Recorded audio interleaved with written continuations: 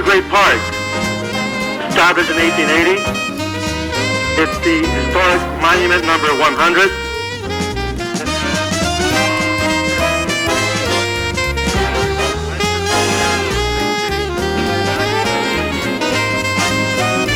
And back when I was a staffer in 1991,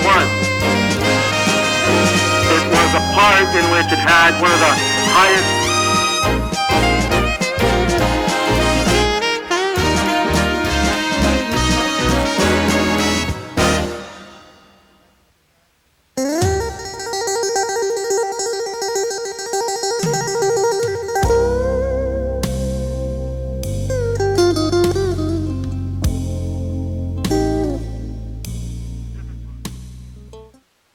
It's a park that is being used by family, by children, and it's very important to understand what that means.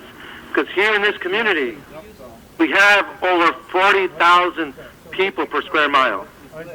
Our kids can play in stairwells, in fire escapes, in the 32 acres that makes this great park. So back as a council member in 01, I had the privilege of working with Chief Bratton and City Attorney Rocky Delgadillo and create an environment that we can enjoy today. As I just stated in the press conference, we could not have had a city council meeting here in MacArthur Park if it wasn't for the hard work of our community leaders, now Deputy Chief Beck, then Captain Beck, and all the other captains and the illustrious staff who took it upon themselves to take back this great park for our community.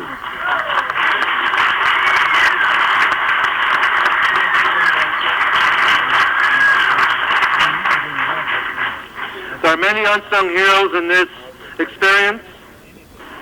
Some of them are not with us today, but they were there in the trenches back in 1991-92.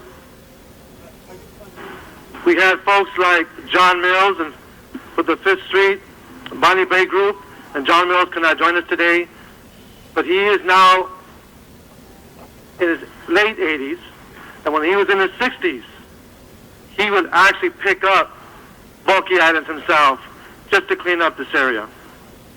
The Bonnie Bay Group never gave up.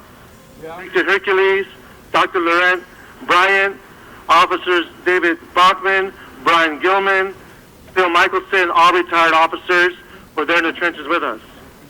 We had folks like Gene Bauer, Nola Mott, Tom Coyle, Dr. Walter Jasing, Kathy Lee Needleman, Norm Langer, Memo Flores. Some of these folks are still alive, so don't get me wrong. They've been part of this history. Memo Flores from Jugaremos en Familia, Adolfo Nodal, Peter Daniels, Margaret Murray, Gloria Soto, Peggy Gibson, Adriana Vasquez, Officer Teresa Velez, and Armando Olivas. They have been working together, and these are the folks that just stuck it out and made it happen. And there are many other heroes I have not mentioned. I know you're in the audience, but if I keep naming everybody, we won't get out of here till midnight. But I do want to thank them for the hard work. I know there's a lot more work to get done, but with that, I'd like to invite our City Attorney, Rocky Delgadillo, and thank him and the city attorneys who truly have made a commitment to the prosecutors program and putting together the casework, all the legal documents to put together our gang injunctions. And to them, I say thank you on behalf of all the children and families. Without further ado, our City Attorney, Rocky Delgadillo. I'd like to just give him a round of applause.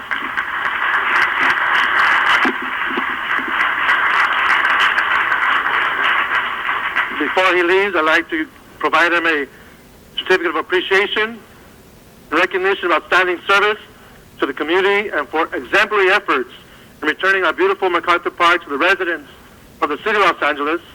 Presented today, thank you, City Attorney Rocky Delgadillo.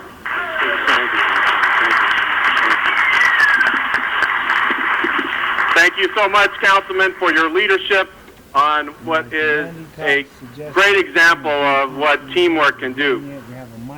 This is a warm summer night in July.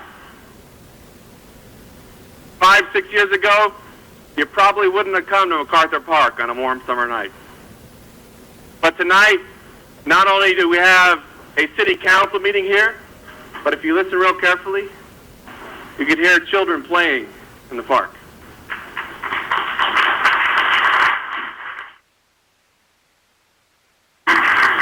And that is as a result of teamwork between Ed Reyes, Chief Bratton, and the people who work in my office. And I want to recognize them because I'm only here on their behalf. When I started the neighborhood prosecutor program now 4 years ago, Arturo Martinez was assigned to MacArthur Park.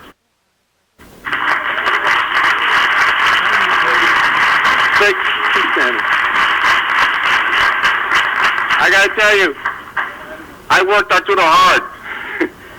And he worked hard because he believed in this community and he believed in the energy that the people who lived here had and that they really wanted to get their park back. And he's one of the main reasons why you got it back today. Thank you, Arturo.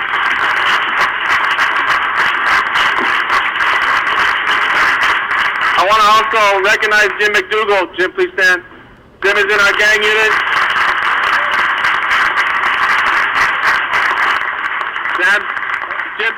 Jim's a really nice guy. He's a great prosecutor, but he's also a tough guy because he takes on the gangs here in Los Angeles. And there are 2 injunctions on either side of this park. He put together 2 injunctions on either side of this park against some of the most notorious gangs, not just here in this neighborhood, not just here in Los Angeles, not just here in the state of California, but in America. And he took them on, and we're beating them. And I want to thank you, Jim, for that incredible work. Thank you so much.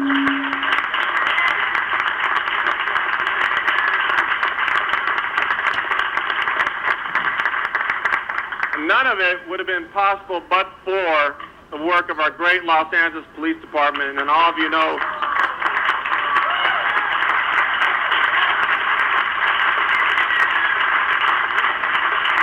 I'm very proud to stand with them, and I'm very proud to stand with our great Chief of Police, Bill Bratton, who has done a remarkable job at taking a new approach to dealing with crime. In this case, it wasn't a demographic approach, it was a geographic approach.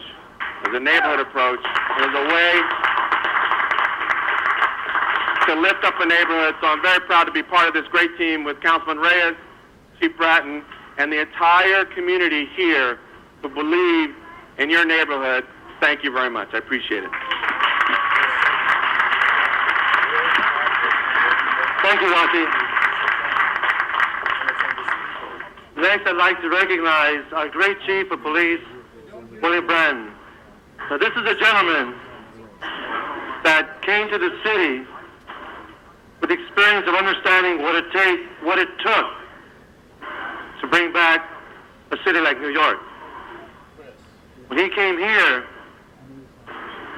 one of the first steps we took together was off a vehicle into MacArthur Park, and he saw firsthand the challenge we had. He did not flinch. As a matter of fact, he took the individual step and went up to some drug dealers and let them know it's not allowed here. And they went away. And that was the beginning of a focus that brought together the richness of this great community with the strong leadership of our community folks, our business community, and the strong hard work of our personnel. So I want to thank Chief Bratton for maintaining that focus, for taking us to this level of security. Without further ado, our Chief, Bill Bratton.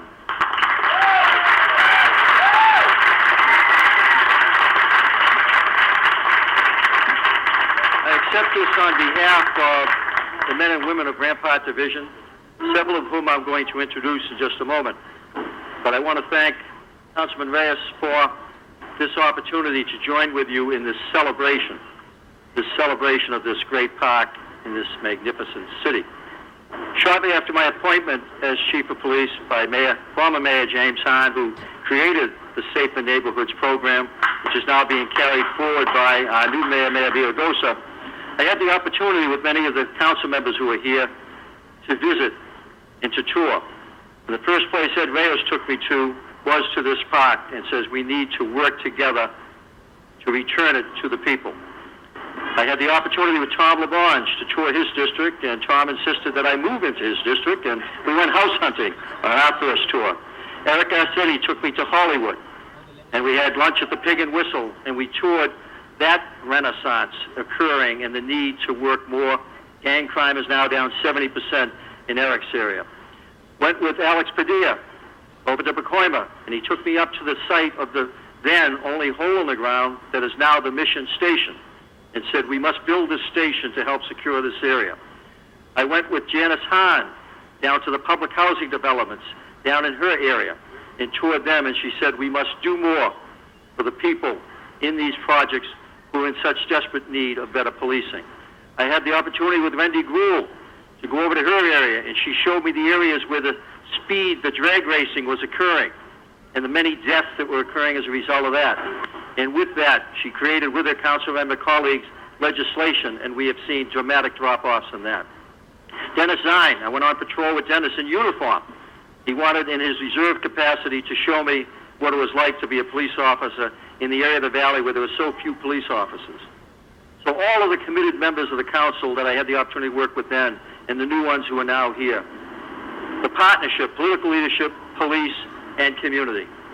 There is no greater example of broken windows community policing in America today than this park, because it embodies all about community policing, partnership, problem solving, and prevention. Couldn't have happened without any of those elements involved.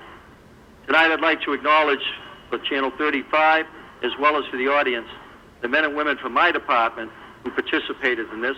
Somebody who's often overlooked in this renaissance is the bureau chief for this area, Chief Lee Carter. Lee, please.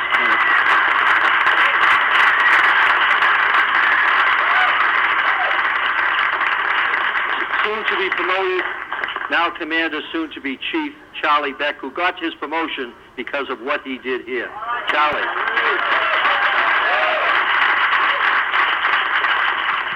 Also with him, recently promoted Captain 3 Dennis Cremens, who was the patrol captain throughout the Renaissance. And this is the guy you really want to know now, because he's the new Captain 3, and that's Captain Egan for our Rampart area. Take a good look at him.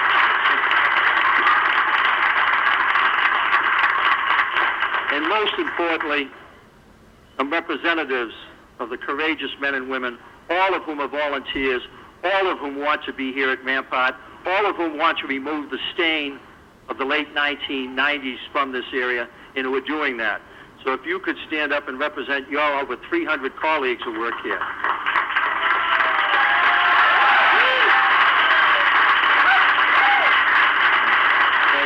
Thank you so much.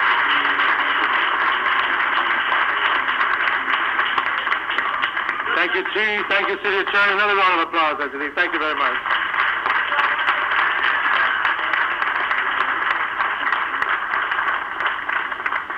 I do want to take a moment to pause from the regular program and ask my staff. I rarely get to do this in public, but the Team Reyes is about many young people, many folks who grew up in the neighborhoods of District 1. I want to thank them, and there's about 22 of them plus.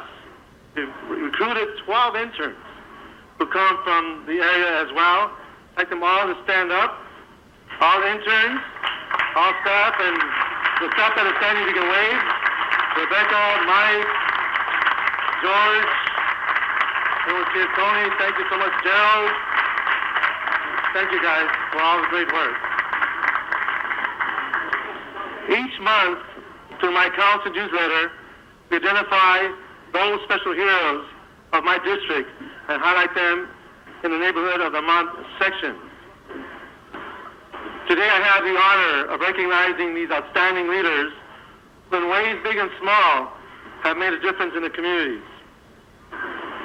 There are many unsung heroes out there, and again I see many of you in the audience, and I wish I had the ability to have a big enough stage, enough time, with maybe a cooler breeze to acknowledge each and every one of you. But to me, these are the folks who are role models for our young people.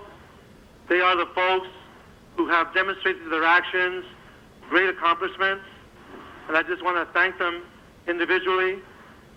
As I call out their name, if they could just step up. With us we have Silvia Renteria, and she is joined by Ana Moscoso. Please come on up.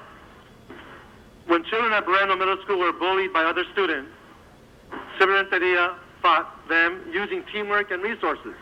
Working with school staff and parents, she started the No Bullying program and established Barreno as a no bullying zone. Under this designation, a child who bullies another faces suspension or detention. Before the program, bullies were just sent to the dean's office. The No Bullying Zone is not only a project she had helped launch. Silvia, the director of the Family Resource Center, Healthy Start at Barreno and Hoover Elementary School, formed the School Community Policing Partnership Program to offer gang prevention and intervention resources. Thank you, Silvia, for joining us. Thank you very much. She's here on her behalf. Thank you, Ana. Thank you very much. Margarita Lopez, Westlake. When we speak about discrimination against immigrants and the protracted fight for social justice, we don't have to look far for a leader. Margarita Lopez has been a catalyst for human rights, especially those of MacArthur Park residents who have been subjected to landlord abuse. As the MacArthur Park Neighborhood Council Secretary, she works closely with community groups to organize workshops to educate tenants on their legal rights, eviction laws, and how to file complaints against landlords. Margarita's tireless efforts to educate and protect tenants was spurred by her own experience of victimization by abusive landlords. She is all too familiar with landlords profiting from rental agreements they have altered that reduce tenants' rights. A true advocate of this community. Gracias, Margarita. Muchas gracias.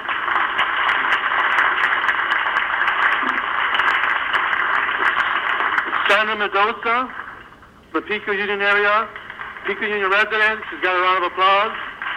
Sandra Mendoza said the genesis of the Metropolitan Democratic Club, which she founded, grew out of her involvement in the Democratic National Convention last year. With every election, the emphasis is on the minority vote, the Latino vote, the African American vote, said Mendoza. In the end, there's not enough money to pursue these particular votes. And she thought, why not start at home? So after working voter registration campaigns in Nevada and Arizona, she launched the Metropolitan Democratic Club, MDC, the first of its kind in the Pico Union community. The MDC's mission is to educate residents on issues that directly affect them, such as affordable housing, parking, and neighborhood beautification. Through the club, she hopes to increase and maintain a strong voter base and support elected officials who best represent them. Gracias, Sandra.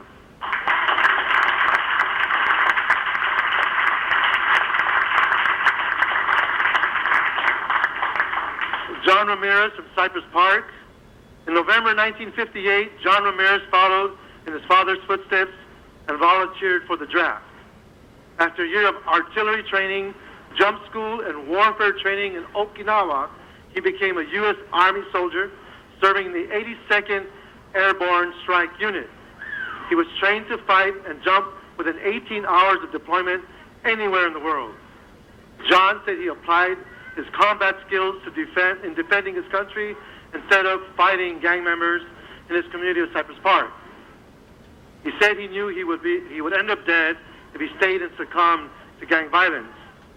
After 3 years of serving his country, John returned to Cypress Park in November 1961. He became an influential member of the Hispanic American Airborne Association. John became actively involved in the Veterans Memorial Project in Cypress Park after reading an article about it in the local newspaper. Coincidentally, the memorial is located directly adjacent to the home he came back to after he served his country. In a way, the memorial has been waiting for him to come back. And I want to thank him for the Pledge of Allegiance and his true support for all the young people as a role model. Thank you, Mr. Ramirez.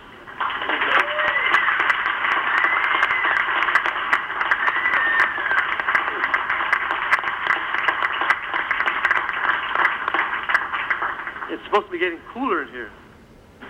Isa Mexid from Echo Park. Social activism. Welcome, Isa. Has been part of Echo Park as a resident of Echo Park. Her life's work goes as far back as she can remember. Isa is a 78-year-old retired teacher. Said her mother inspired her to defy authority, advance social justice through leadership. Activism during the 1960s furthered Isa's education and civil rights, so much that she moved from New York to California to pursue a more than 30-year career as a teacher, mostly for the disabled. Isa's activism continues today. She recently marched in support of immigrant rights.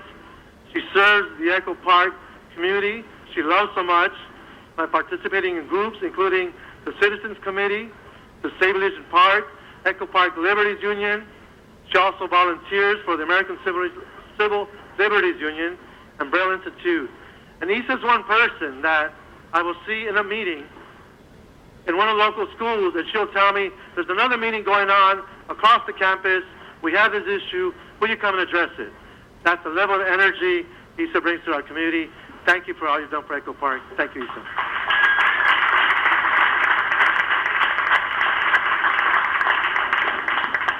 David Galaviz from Lincoln Heights. I'm real proud of David. Yeah. He was, this is not scripted, but David was an intern in my office back in the early 90s at Cal State LA, working with the Pat Brown Institute as we were addressing the issues of gang violence and how we change our environment for our youth. Today, like any concerned parent, David wants safe streets and quality of education for his child, but David's concern extends beyond his family. As president of the Lincoln Heights Neighborhood Council, he works with residents to improve public safety, education, and housing. David has long been a community advocate. September 2003, he became Director of Community Outreach for the USC Health Sciences Campus to bring health services directly into the neighborhoods. Prior to his post, he served as the Legislative Director for State Senator Gilbert Cedillo, who also represents this area.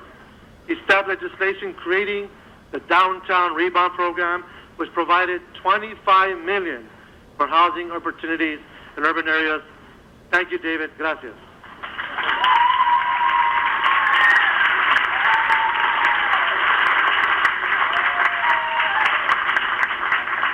Last but not least, Marianne Hayashi from Chinatown. Yeah, let's give a round of applause.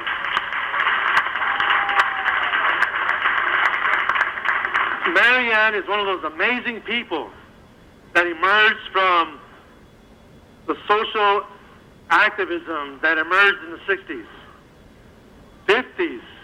She's correcting me already.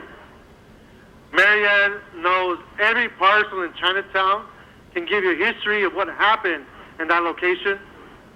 There's a affordable housing project being developed in Chinatown, and she talks about the school that used to be there, and exactly where the nuns, the sisters of the convent, had their office. I wonder why she knew that so well. Marianne Hayashi holds a special place in the heart of Chinatown. During the 50 years she has been a Chinatown resident, she has helped out painting out graffiti, tutored youth, and helped them raise money through garage sales. As the Executive Director of the Central City Action Committee, Marianne impacts the lives of many youths through educational programs, including tutoring and camping trips. She also serves on the Alpine Recreation Center Park Advisory Board, Cornfield Advisory Committee, enjoys Croatian folk dancing at St. Anthony's Croatian Church. I applaud Marianne for inspiring youth and beautifying the Chinatown community and a good part of the Central City through the hard work of her staff. And they do this, folks. They enter dangerous areas, they paint out graffiti, at times without the support of the LAPD, and they venture into very, very dangerous situations with the effort of improving the image of our great neighborhoods. Thank you so much, Marianne.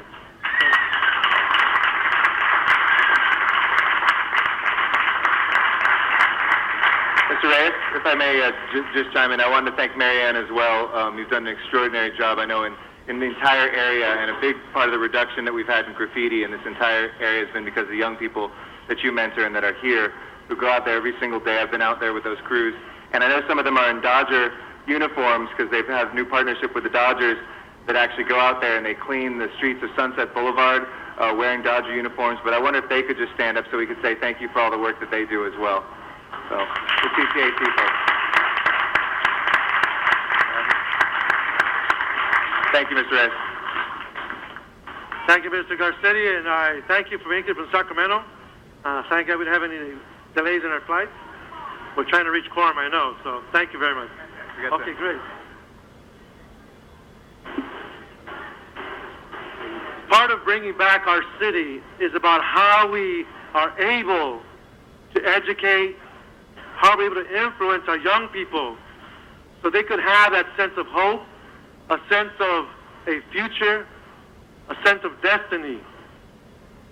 Far too many times, many of our young people will get sucked into the gang culture by the age of 14, 15, call themselves veteranos, veterans, at the age of 17 and 18 because, quite frankly, they don't think they're going to live beyond that.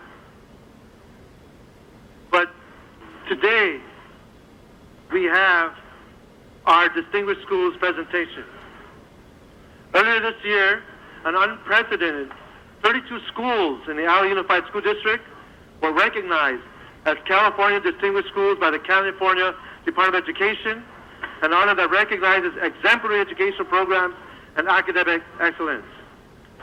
Each year, the California Department of Education, CDE, alternates between recognizing elementary and secondary level schools. The California Distinguished School Award is a highly sought after prestigious honor that has been in place for 21 years.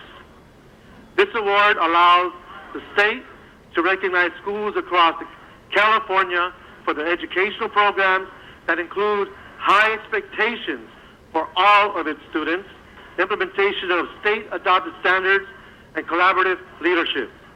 Today, I stand here to honor and to announce that we have 2 such schools in my district. Our first award goes to Solano Avenue School, a 3rd time receiving such recognition.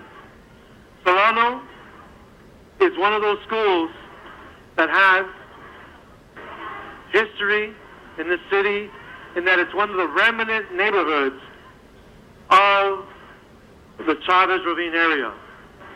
Back in the 50s and 60s, when it was decided to build Dodger Stadium, communities were essentially eliminated to allow for that particular venture.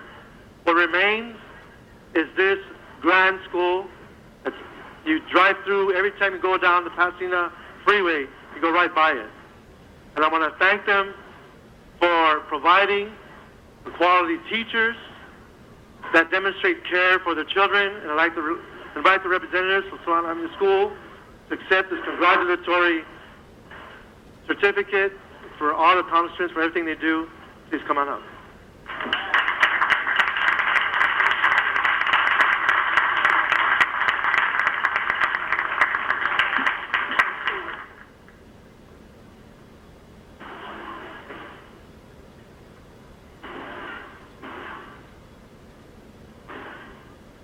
Folks who just received the certificate is Mr.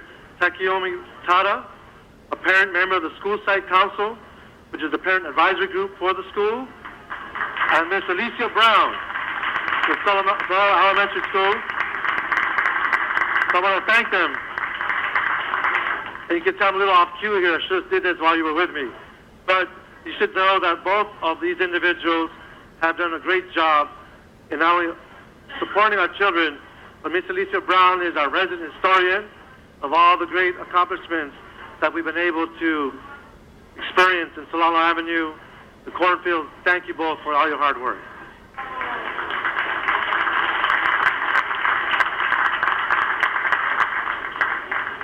The second award winner is the Sophia T. Selvin Special Education Center. This primary school, let's give a round of applause. This primary school is serving children with special needs from grades kindergarten through 6. Right now they have 280 students enrolled. The school was first established in 1896 as Washington Boulevard School until the early 1960s, when Principal Sophia T. Salvin established the school as a center for students with severe disabilities. The goal is to educate our students with special needs to communicate effectively, function independently, and appropriately as possible in a variety of settings, including home, school, work, recreational venues, and the community at large, thus enhancing the self-esteem. It is therefore my pleasure to present the certificate to its principal, Mr. Michael Terry, and they take it one step further. They organize cleanups, they work with local community leaders, the parents step up in a very strong way. Thank you for everything for our children, for our community, and all your hard work. Thank you so much.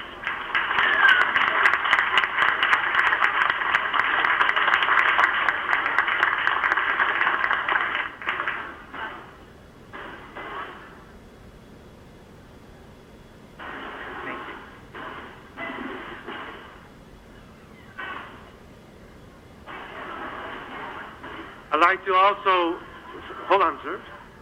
I want to acknowledge Lester Garcia from our school board member, Monica Garcia's office. I want to thank him for his support, and congrats to Monica in the office for a great start. Thank you very much.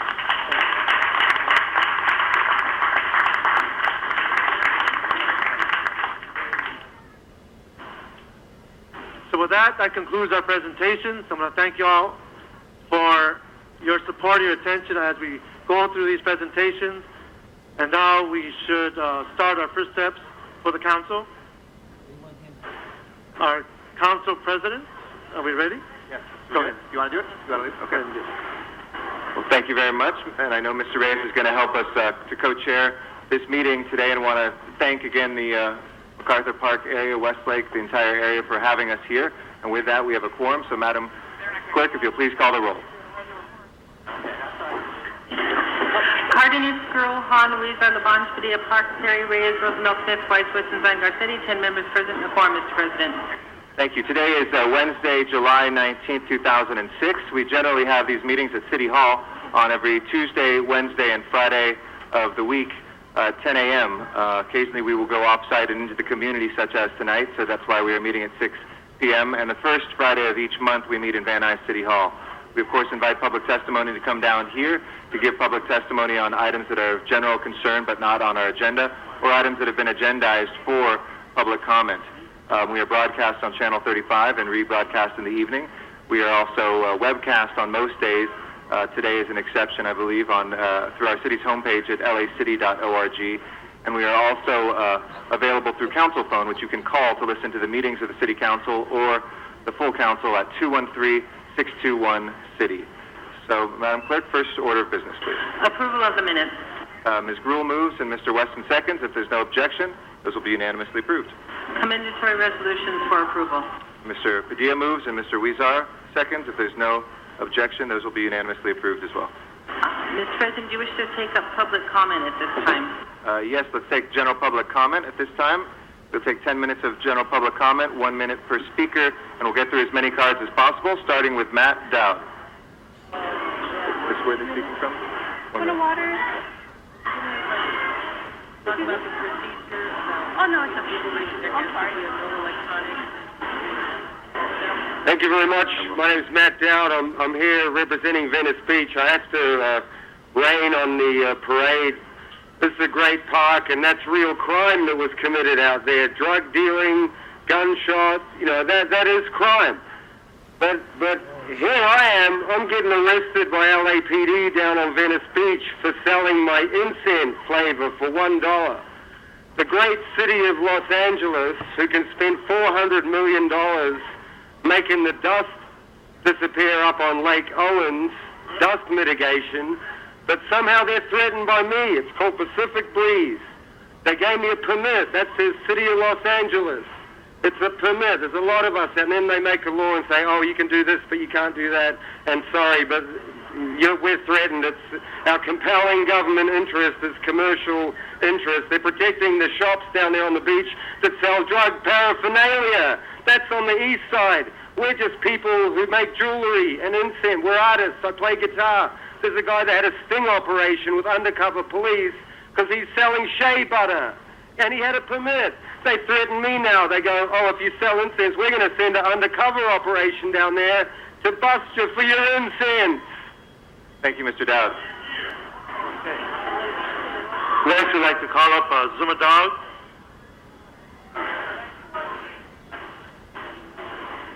First of all, where's the 2-minute clock so I know how much time I got, y'all? Where's the clock? There's no clock. How much time? Anyway, my name's Zuma Dog. I'm running for L.A. City Council. You can go to my political blog, ZumaDog.com. That's ZUMADOGG, because I'm twice the G you'll ever be, you feel me? I was in the L.A. KTLA. I'd like to say hello to Eric Spellman for putting me on the show today. I was in the L.A. Times. Here's the article if you want to read more about my agenda and what I'll do for the city to get rid of the corruption at City Hall. PBS KCET did the story. I'll be calling up KABC, Mr. KABC 790 tonight at 10 to discuss agenda items and give my position on the issues, because it's Zuma Dog for City Council. And 2 days ago on my blog, I said we got to get an LAPD sweep of the bootleg merchandise sold on the stores of Venice Beach. They're trying to stop Zuma Dog from selling merchandise on the beach side. Well, how about the illegal bootleg merchandise on the retail side, y'all? So I blogged and sent it to City Council. LAPD needs to make a sweep of the bootleg merchandise. And today I'm proud to say LAPD did a sweep of the streets of the wholesale district downtown and got rid of all the fake Prada purses and Gucci bags and all those fake things, because they're the ones that provided to Venice Beach. So Zuma Dog, the squeaky wheel making waves in L.A. Thank you, LAPD, for getting the bootleg merchandise off. Zuma Dog for City Council. Thank you, Mr. Dog, very much. And next, I'd like to call up Sandra Romero from Mamas Not Tamales. Ms. Romero. As she comes on up, I want to thank Coca-Cola for all their support, their hard work. Raise your hands, our executives. Thank you so much for your support. We support many nonprofits and many occasions in our district. Thank you very much.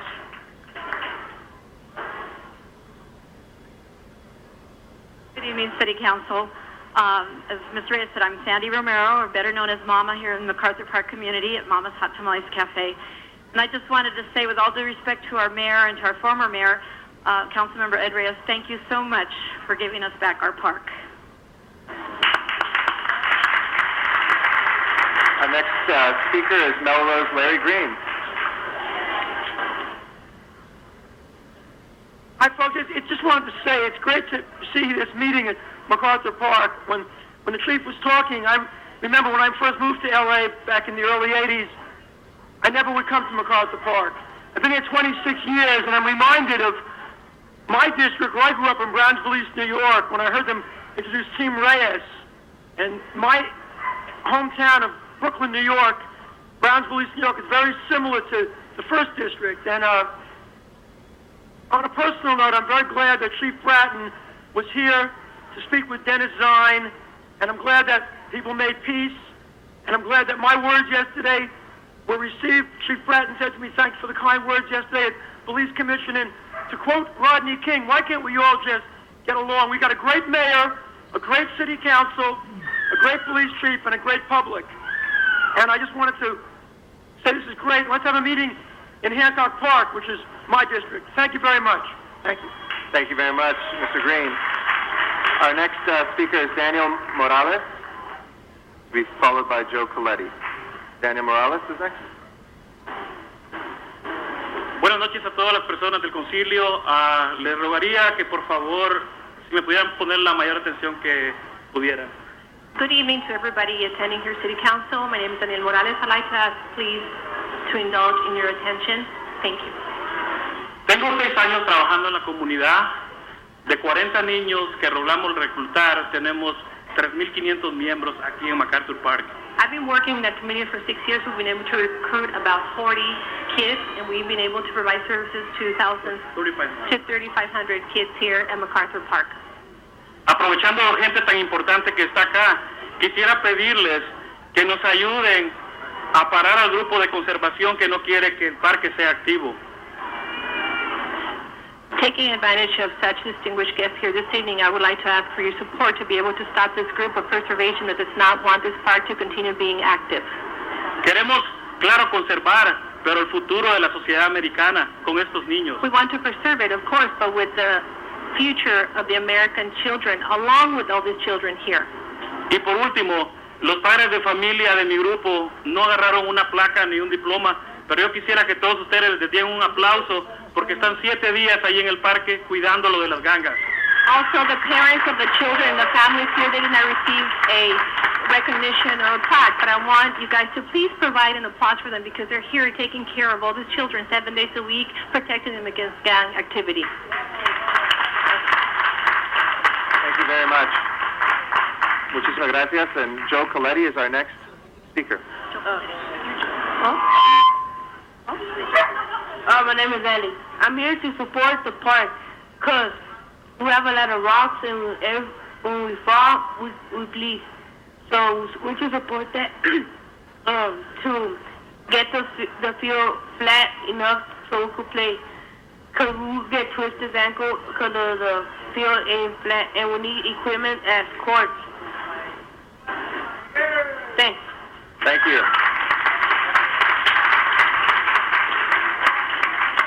My name's Ruben. I play in the park. I came up to speak. The same thing as him. We need a flatter field and better goalposts because those are crooked. And so the same thing. I ain't trying to twist my ankle. So flatter grounds. Thank you. Thank you. We're going to ask Joe Coletti to come forward next. Is Joe Coletti? Here. Oh, yes, sir. Yes, sir. Yes, my name is Joe Coletti, and I've been one of the community members that have worked together over the years to help change MacArthur Park. And given the park's past history, having so many elected officials here would have only meant one thing, that something catastrophic had happened. But things have changed, and we're very thankful for that. I can remember several years ago, then District 1 Chief of Staff Ed Reyes came to us and said, we really got to change the park. We really need to change the dynamics going on. We said to him, well, you really need to become council member. And so he became council member. We changed the park. And even though he's not in the room at the moment, I do want to say and acknowledge his great contributions to giving back the park. So thank you. Thank you, Mr. Coletti. Judy Swanson is our next speaker. Judy Swanson. Is there a Judy Swanson out there? Going once? Going twice? Alex Castañeda? Alex Castañeda? Once, twice, okay. Maxwell Sena?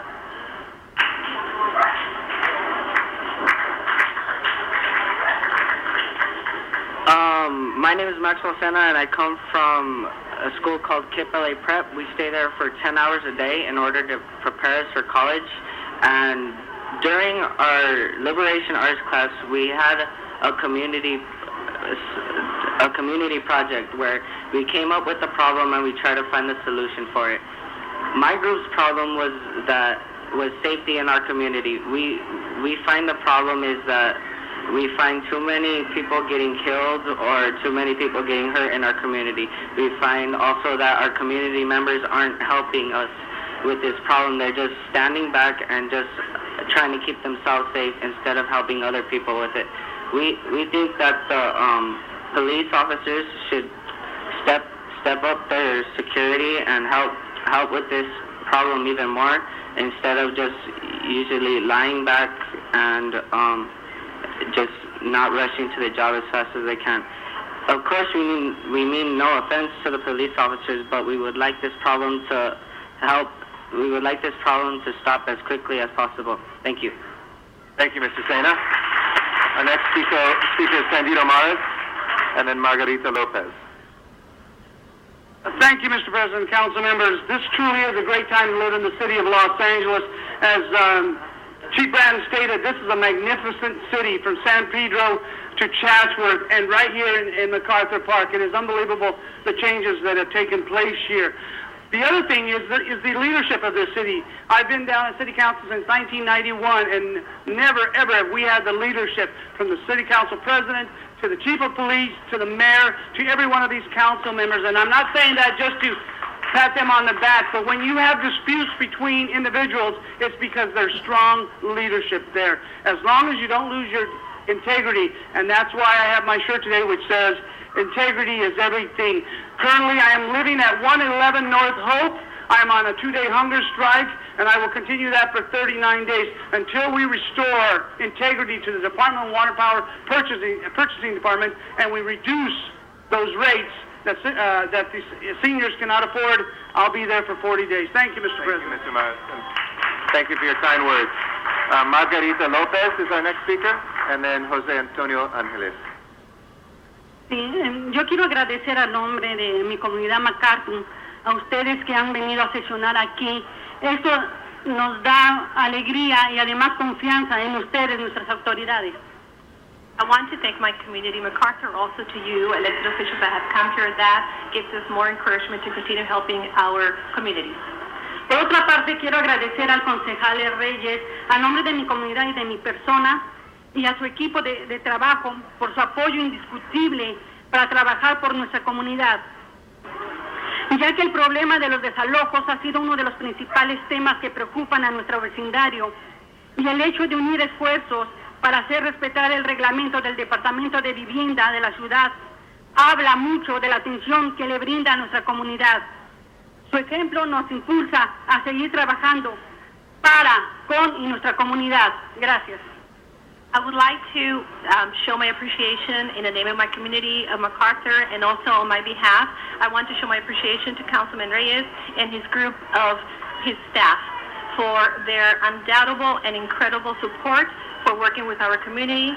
Since this problem with the evictions has been one of the primary subject matters that have preoccupied our neighborhood councils, and the fact that we're uniting strengths to be able to respect the norms and the regulations of the housing department of the city of Los Angeles, it speaks a lot to the attention that you're bringing to this community.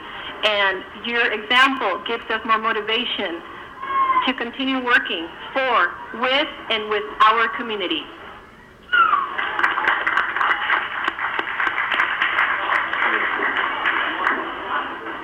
Welcome to the City Council. Definitely, it's a pleasure to see you here. It's a really nice when we see Mr. Jose Huizar be here with us today.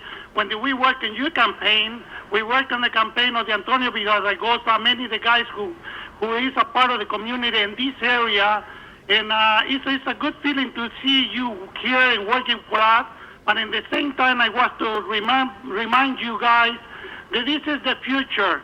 And if we not handle the MacArthur Park, we're not going to handle many areas on the city. MacArthur Park is a big challenge for you to keep it clean, drugs, dirty streets, many things. And the police, and one time when we was forming the neighborhood council, the police said it was not possible to clean the park because they need money. Well, they use the imagination, they put the cameras, they work hard, and things change it. And I think we can do the same thing in many different parts of the city to be ready for the future. Thank you very much for being here. Thank you. Our next speaker is Maria Osorio.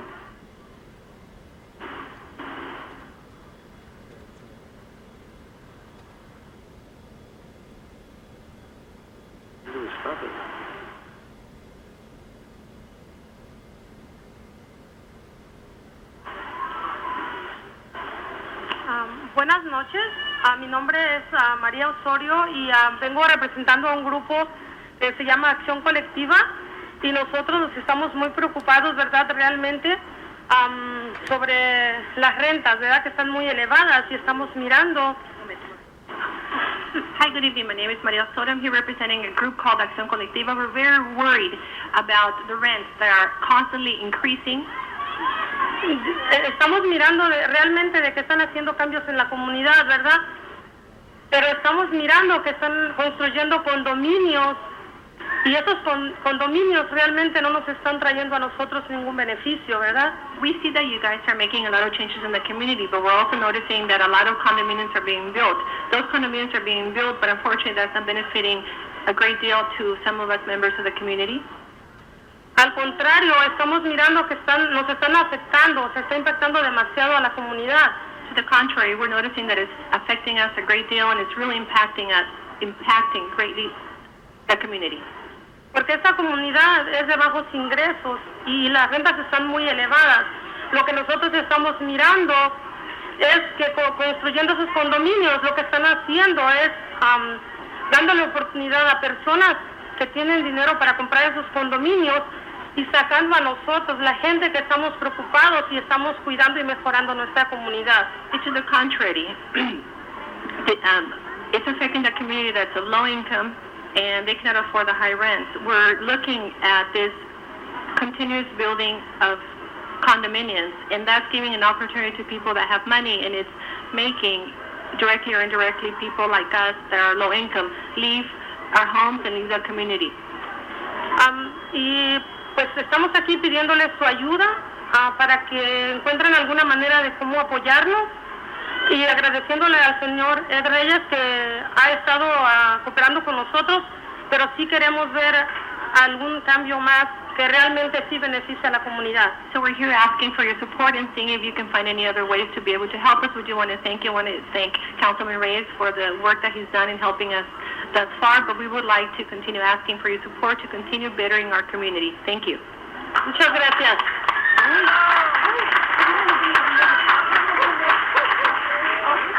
Más a las personas que hablaron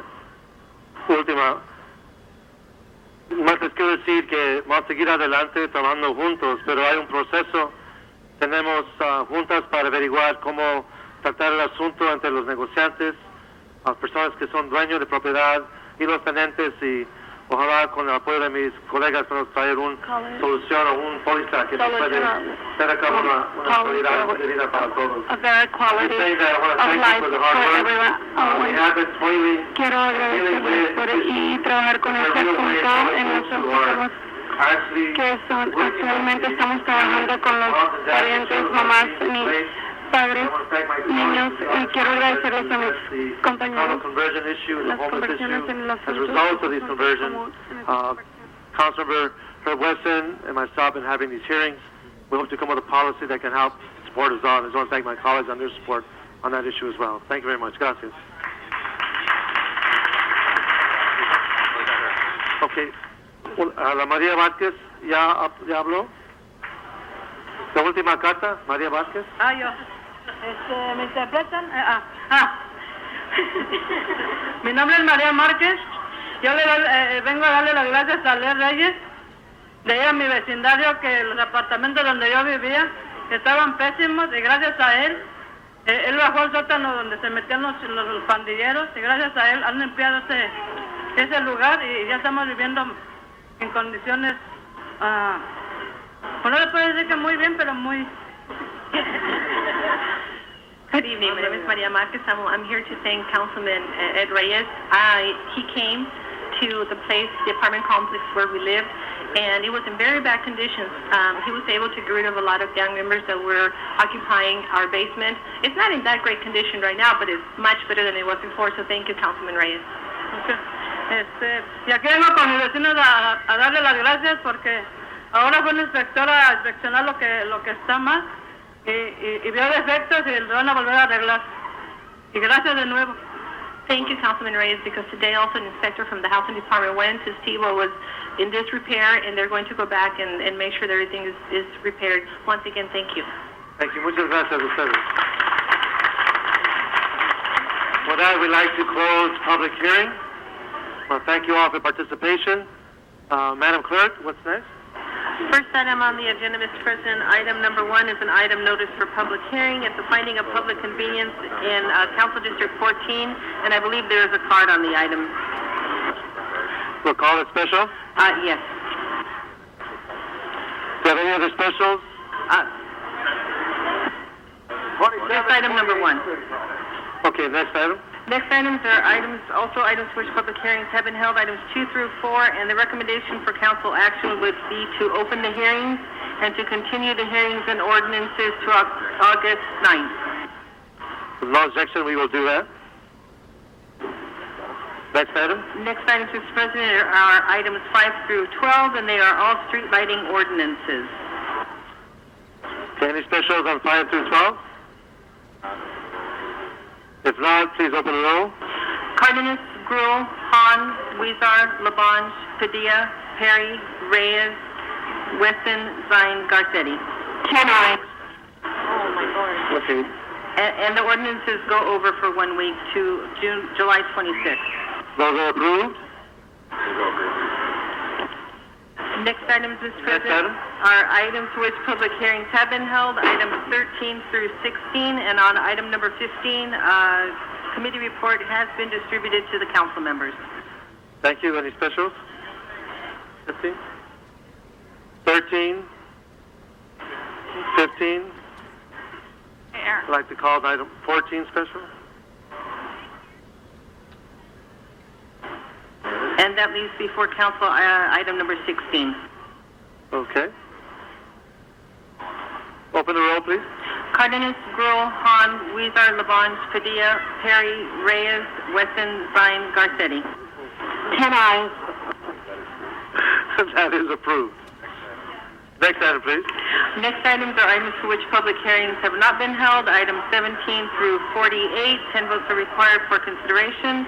And also on those items, substitute motions have been distributed on items 37, 44, and 45. And there are cards on 24, 27, 28, 36, and 44, and 45. 46, excuse me. Oh, and also on 29, sorry. Okay, we'll call those special on the cards. Any specials for my colleagues? Item? 27, 28, and 35, please. Okay. Any other specials? I'd like to call 29, 35, and 43. On 2.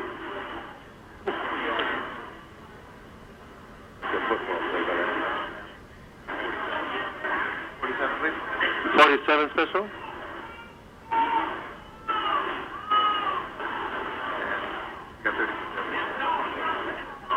And then that would leave before council, just for clarification, 17 through 23, 25, 26, 30 through 34, 38 through 42, 45, 48 through, and 48. Okay, let's open the roll on the balance. Cardenas, Gruel, Hahn, Weezer, Labange, Padilla, Perry, Reyes, Wesson, Zine, Garcetti. 10 ayes. Okay, those are approved. And the ordinances, Mr. President, will go over for 1 week to July 26th. Duly noted. Our next item. That would take council back to the items called special, and the first item called special is item number 1, and that was for a card from the public. It is the finding of public convenience and necessity in Council District 14. Okay. Madam Clerk, should we go to the special agenda, or? Do you wish to do that? You can recess the regular meeting and go to the special. So we'll recess the regular meeting and go to the special. Roll, please.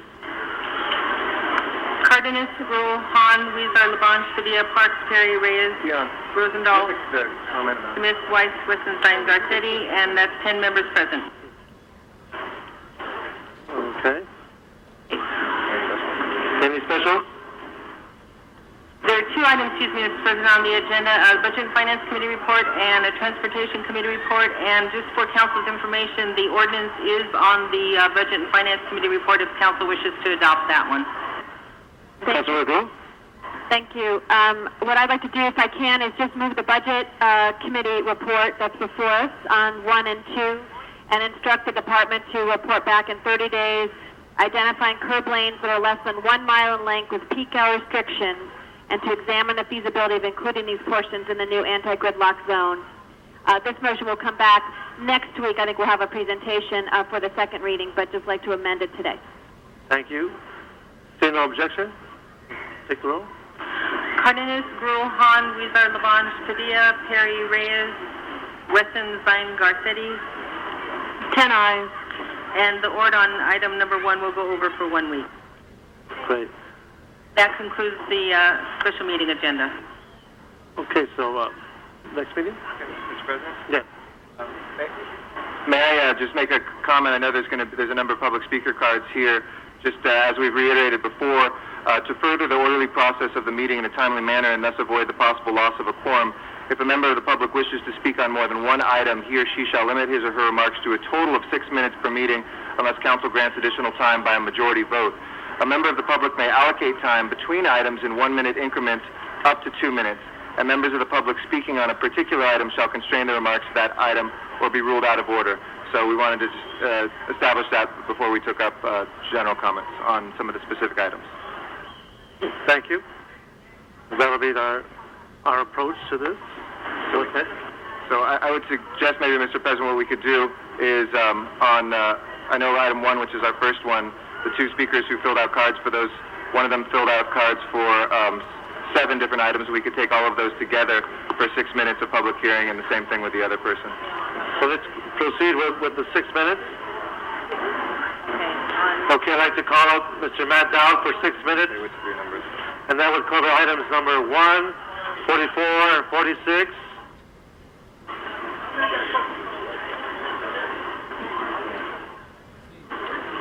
Thank you very much. I would have preferred to actually speak on each item as it's voted on.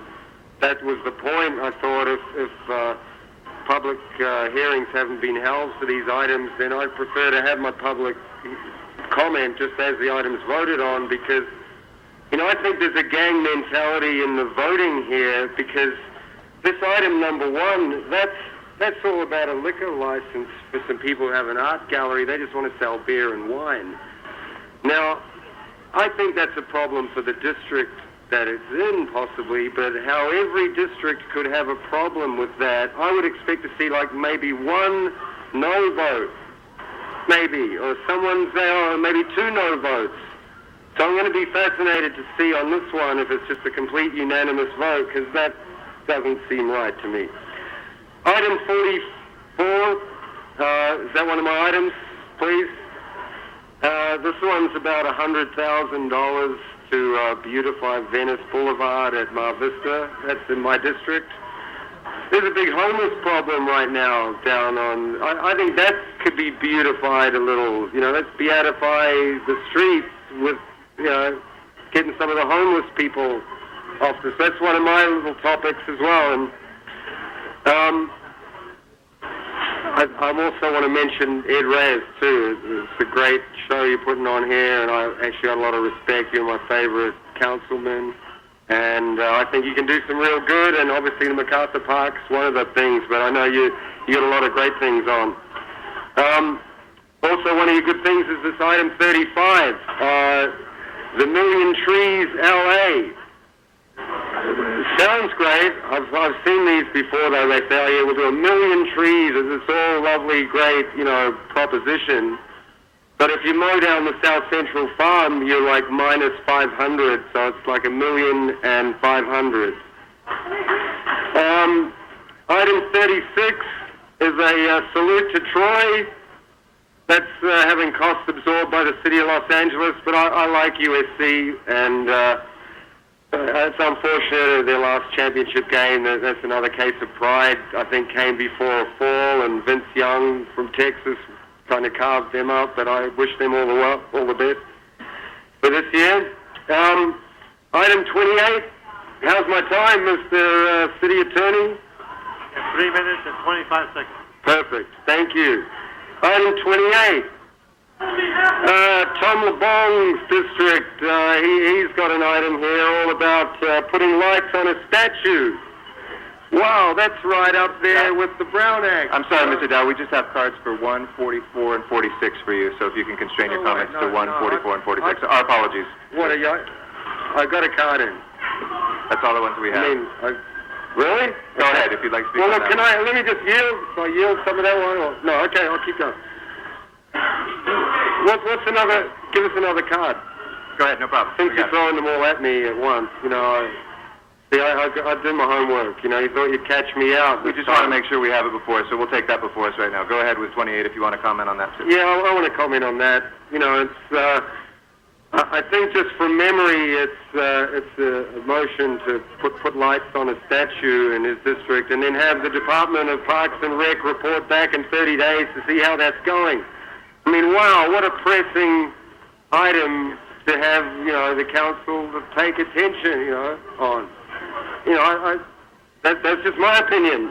But I'm just the guy off the street who doesn't have a job anymore, and that's why I'm down here, because I don't have a job, and this is my job, and I'm practicing for when I can become a city council member. Everything we do here, by the way, is on YouTube.com. We video everything, Channel 35. They're the best. I love your editing work. They have great sound. Just search for Matt Dowd and Zuma Dog. It's as easy as that, and you'll find us. Thank you very much, and all the best for the rest of the meeting. Thank you. Thank you, Mr. Dowd. Next, person that will come up will cover the following items. Items 1, 27, 28, 36, 37, 44, and 46. I'd like to call on Mr. Zumadog for those items. Yeah, 6 minutes. Thank you very much, City Council. My name's Zuma Dog, and I'm running for LA City Council, so I'm appearing here today at this meeting so everybody can find my positions. So I'll be commenting on all the agenda items today. Sorry for people that thought they'd have an early day and get to home early. We got 6 extra minutes. Zuma Dog. Also, I'll be following up on some of this and only have 6 minutes. AM 790 KABC. Mr. KABC show at 10 p.m. I'll be commenting further on these. Let's see if I can first have the council person read the agenda item and then I'll comment on it. I think that'll be a lovely forum for the community. Thank you. Can you please read off the item I'll be commenting on first, since I have so many and you're combining You them? have 6 minutes, and these are the items that you have. Can you please read the first one off? I wasn't prepared to do them all at once. I thought I'd have time in between to read the agenda. Just read off the first one. I'll comment, then I'll ask you for the next one. Item number 1. Can you read it to me, please? Mr. Attorney? He has to know his number 1. He has to know his Agenda, please. Can someone hand me the agenda so I could read? I'm ready to comment on It's anything. a finding of public or convenience or necessity in Council District 14. That's for the alcohol. I say that they should allow that wine and beer permit, because why are we trying to create a hostile environment for the people trying to do business on the streets of L.A. just because it's a bad neighborhood with a lot of crime and they have problems with other liquor stores and things like that? That's exactly what we don't want, to drive good upscale business from an art gallery that wants to sell some wine and beer to attract a high-end clientele into the neighborhood. So I say give them that license to help upscale the community, and just because there's some crime going on with some other things, you can't punish business. Thank you. Next item. 27. And let's see, can you please recap that for me? The agenda is in front of you, sir. Oh, I was supposed to have time in between to look at it, y'all. This is all out of order. You're just trying to save my time here. It says communication from Chair, Apartments Parks Health Aging Committee. Oh, this is the one. Matt, is this the one where they want to take money from the city for the parks, for the furniture, for the outdoor furniture? They want to take money from the city for the outdoor furniture for all the parks and homeless people, and they want to transfer that money and put it into another fund so they can do other things with it. Correct me if I'm wrong. I'd love to be corrected on that, because that's what it sounds like to Zuma Dog. You got a wave of homelessness. You're kicking people out of Lincoln Park. You got people at Venice Beach who've been taking away their income. They're all homeless now. You got gentrification over at Echo Park. You've got all these problems at South Central Farmers. There's homelessness everywhere. I say we're going to need a whole lot more furniture for the streets, including bunk beds for Zuma Dog to sleep in.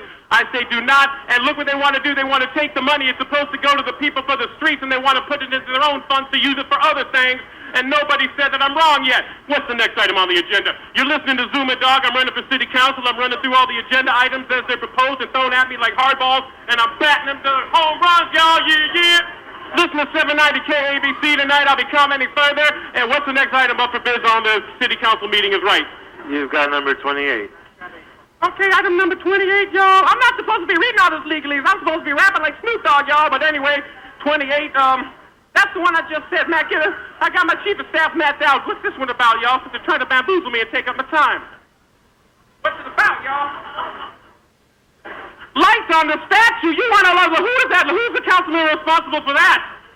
Who's responsible for that? Is that Tom LeBong? Oh my God! You want to put lights on statues in a park? We got Arnold Schwarzenegger, the state of California, yesterday on TV saying if his own kids don't turn out the lights, they take the light bulbs out, and if they do it twice, they're sitting in the dark. He's saying, turn off the lights and save energy. You want to add lights to some statue in a park when no one can even go there at night because it's unsafe? I say, hell no. What's the next item?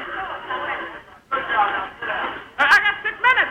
Item number 36. I got way more time, Labon. Sorry. What's the item? 36. Okay. Item number 6? 36. Oh, 36. 36. My ski cap's double layered and I can't hear everything too good, y'all. Look at how they're wasting time making me flip through this. Okay, that's the motion relative to declare the state of Troy a special event. Let's see. I want to comment on the next item. I'm going to pass on that one. 37. Okay, to relieve the declaration, here's one. They want to get the 55th annual Miss Universe pageant on July 23rd, a special event right here in the city of Los Angeles. I say approve that fee. Get them women over here, the Miss Universe pageant, and I say if we're going to allow the Miss Universe pageant to come to the city of L.A., we should require one local judge from the city, and Zuma Dog's running for city council. We may as well see how I do as a judge. Put me as a judge for Miss Universe. Vote it in, y'all. Make it an agendized item, and I say approve that money to get that Miss Universe pageant here, and Zuma Dog pick them all up, y'all. Yeah, I'll make them feel so much ecstasy on the city's behalf. Yeah. You're listening to Zuma Dog. I'm running for city council. I'll be on KABC tonight at 7:90 talking about more of these items at 10 o'clock tonight. I'm taking this very seriously. I've done lots of preparation to respond to these items, as you can see. As you can find all these clips in my blogs. I got a political blog. It's ZumaDog.com, ZUMADOGG, because I'm twice the G you'll ever be. They go to a long shot to try to minimize the thing, y'all. Hey, don't go to a long shot. You make me look more punitive, y'all. Hey, what's the next item I'm talking on? I'm waiting to hear the next item. You have 40 seconds. You got item 37. What is it? Item number 37. 40 seconds left. 37. I said 37 already. 44. 44, y'all. Oh, my goodness, Sandra. I feel like where's Bob Barker, y'all? Financial assistance to beautify Venice Beach Boulevard in Mar Vista. You better restore that, y'all. There's so many homeless people. You may as well make the streets nicer for them. What's the next item? Okay. Next item, please. Something not the dragging the feet. I'm picking up the next 46, and you got 7 seconds. 46. Transferring funds for... Oh, you know what? All I want to say, vote for Zuma Dog.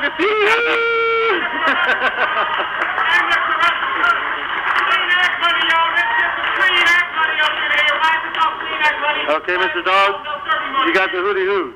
All right. So that closes public comment. All right, close the public comment, and we'd like to take up items 1, 36, 37, 44, 46, and Mr. Wisar moves the recommendation to deny on item number 1. Item number 1. I'd like to move the findings, please. To deny.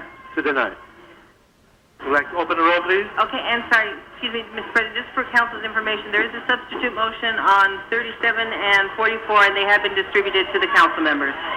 Okay. Cardenas, Gruel, Hahn, Weezer, Laban, Padilla, Reyes, Weston, Sines, Garcetti. 10 ayes. Okay, thank you very much. Those are approved. What I'd like to do is go back to the specials. Next item called special is item number 13, and that was called... Oh, okay, item number 35 out of order, and that was called special by Councilmember Labange. Okay, I'd like to, as I first stated, thank my colleagues for allowing us to move item 35 and take that out of order. It's been called special by Councilmember Labange. And I do believe we have with us Paula Daniels, our commissioner. Thank you very much. Well, it's a pleasure to be with you here on this lovely evening in MacArthur Park, and thank you very much for your support of the initiative through the motion that you, Councilmember Reyes and Councilmember Gruel, brought, and the support of all the rest of you on this motion. I have briefed most of you individually in your offices with respect to this initiative and what we've been doing to date, and we're working on the schedules for the rest of you to give you more detailed briefings. But we thought maybe we'd give an overview today of where we are with this project, and mention also that tomorrow we're launching our website, which will be milliontreesla.org, and we're also going to be launching our 311 information line. Will you say that one more time, the new website? milliontreesla.org, www.milliontreesla.org. And if you don't have internet access, you can also access it through our 311 information line for people who want to call in and have their tree count or get other information regarding the initiative in that way. So we've been working on this program since the fall of last year. We pulled together a task force to develop a strategic plan for the initiative, and the task force involved a number of city departments that deal with trees, as well as nonprofit organizations that deal with tree planting, and put together a plan that we've been implementing since in terms of developing the ideas of how we're going to pursue this initiative. One of the main goals of this is it's not just about planting 1 million trees, but it's about achieving environmental benefits in the city, because trees do benefit the air. They create an incredible environmental change in terms of addressing global warming and sequestering carbon dioxide. They also help clean polluted runoff, because a mature tree can sequester about 50 gallons of runoff water, so it will provide a lot of benefits to the city along those lines. They save energy, because a well-placed tree can shade a building and provide cooling of about to 11 degrees. And there's also no question but that trees provide other benefits in terms of calming traffic, absorbing noise, and actually increasing property values as well. So we're approaching it in a number of ways. One way is through a canopy analysis, which we commissioned, and I had a really cool poster blown up to show you, but it's sitting in my office where I forgot it in a middle-aged moment, so I'm sorry. Sorry about that, but I can report to you that from the first stage of the canopy analysis, we've learned that Los Angeles has 18% canopy cover on average around the city. The national average is 27%, so we're well below the national average, and this initiative will bring us closer to that national average. Now, we also had this canopy cover analysis broken down by council districts, so you all could have an understanding of what it's like in each of your districts. And although I can't show it to you here today, I'll show it to you another time. What's interesting is the range of percent of canopy cover, and again, that's the cover that a full-grown, mature tree, provides for an area. So it ranges from a low in Council District 15 of 5% to a high in Council District 5 of 37%. So there's different canopy cover around the city. We'll also be drilling down to the block-by-block level with this canopy analysis, and we'll be able to tell on a block level and according to land use designation what kind of canopy cover that area could benefit from. We're also encouraging people to plant trees on their own and have that count toward the Million Tree Initiative, and that's part of what we're launching tomorrow with the website, which again is www.milliontreesla.org. We've also looked at, this is an interesting correlation, but we're looking at the demographic information in the city and measuring that against the canopy analysis, and I guess it's not a surprise to a lot of you, but there's a correlation between income levels and canopy cover. The higher the income level of an area, the higher the canopy cover seems to be. So we want to look at this as a way to provide benefits to areas that do not have benefits and concentrate our planning in those areas.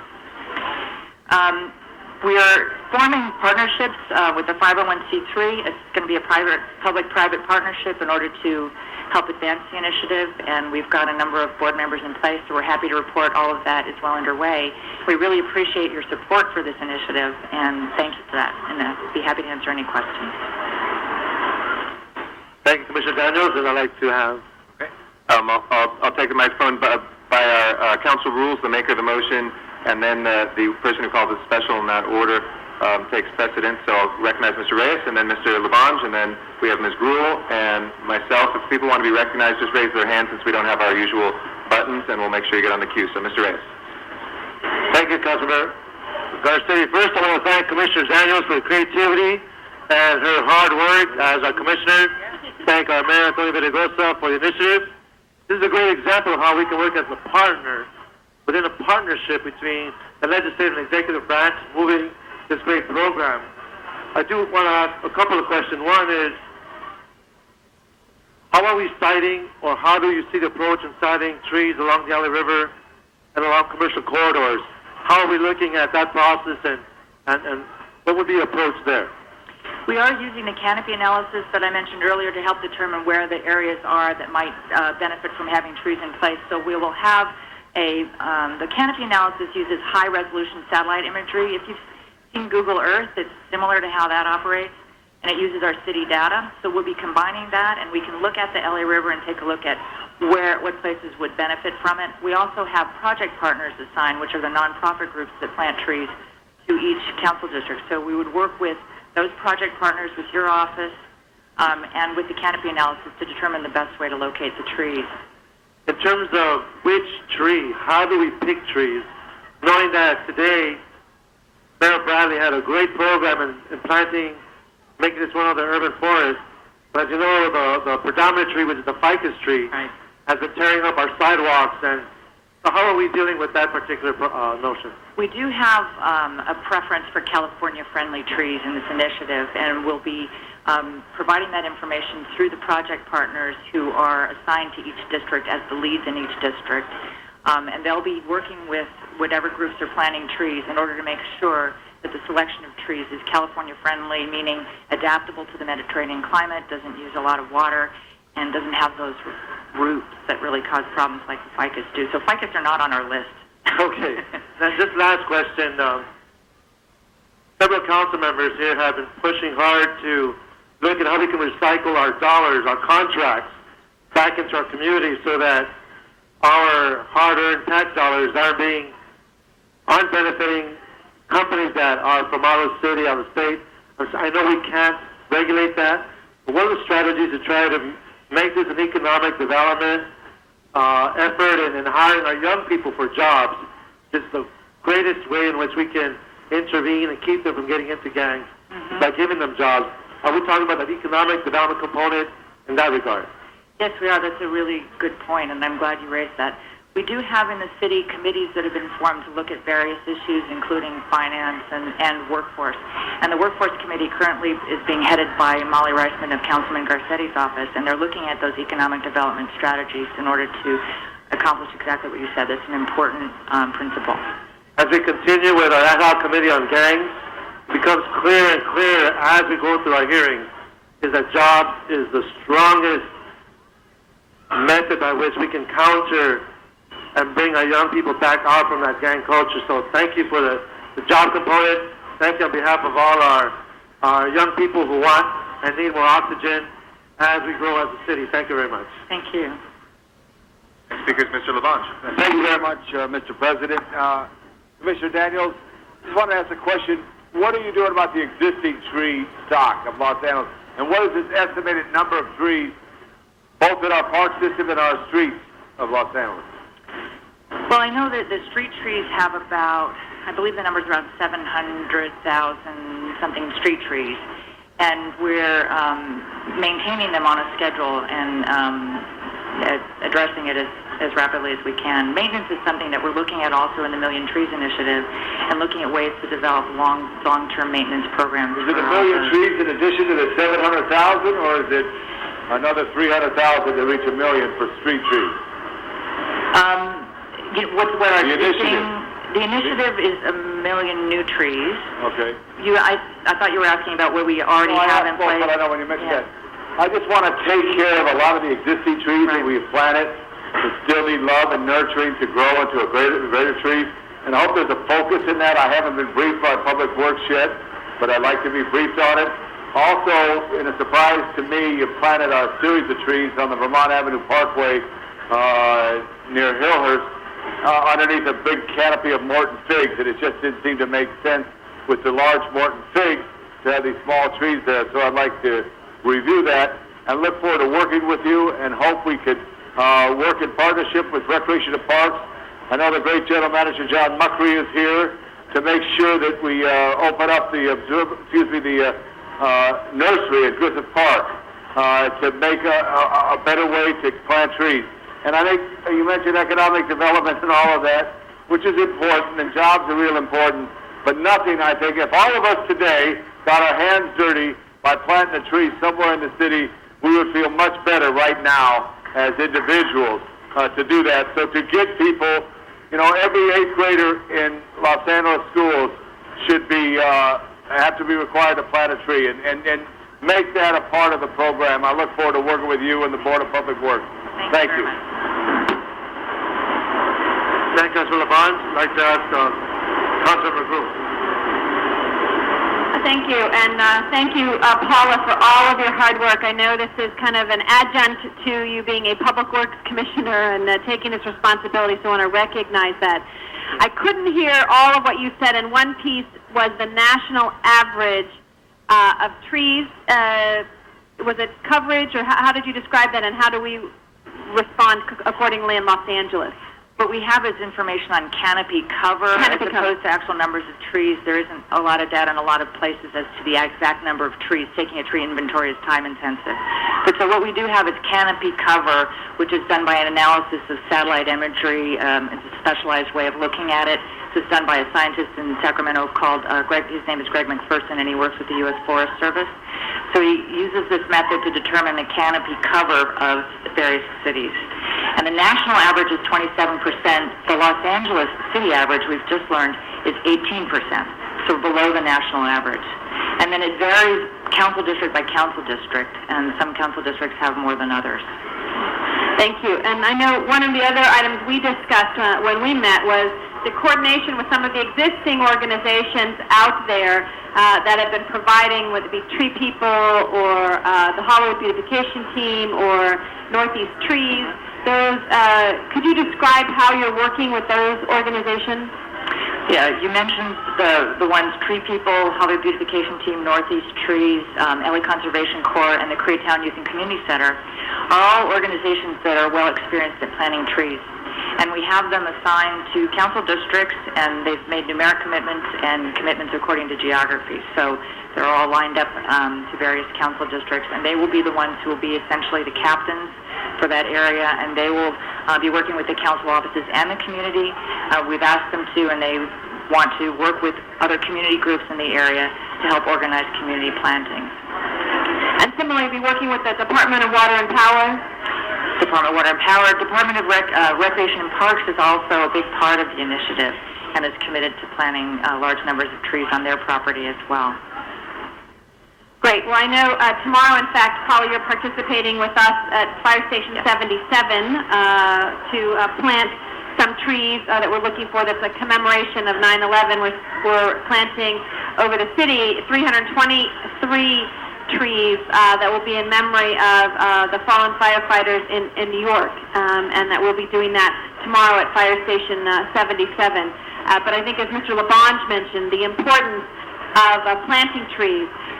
There are so many benefits, to health benefits, to quality of life benefits, you name it, the aesthetics of our community, and I think also a commitment by a neighborhood to invest and to beautify. And when you see the pictures where you have a street that has numerous trees on it and another location that does not, you can again sense that feeling and that difference between that. And I just want to commend you for your leadership and the mayor on the Million Trees project, and we look forward to its implementation.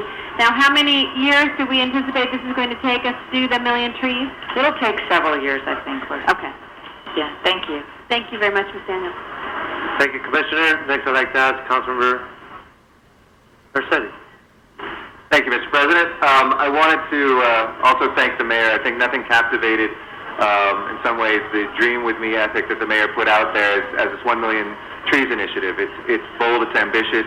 It will take many years for us to do, but if we set ourselves that goal, I know we can achieve it.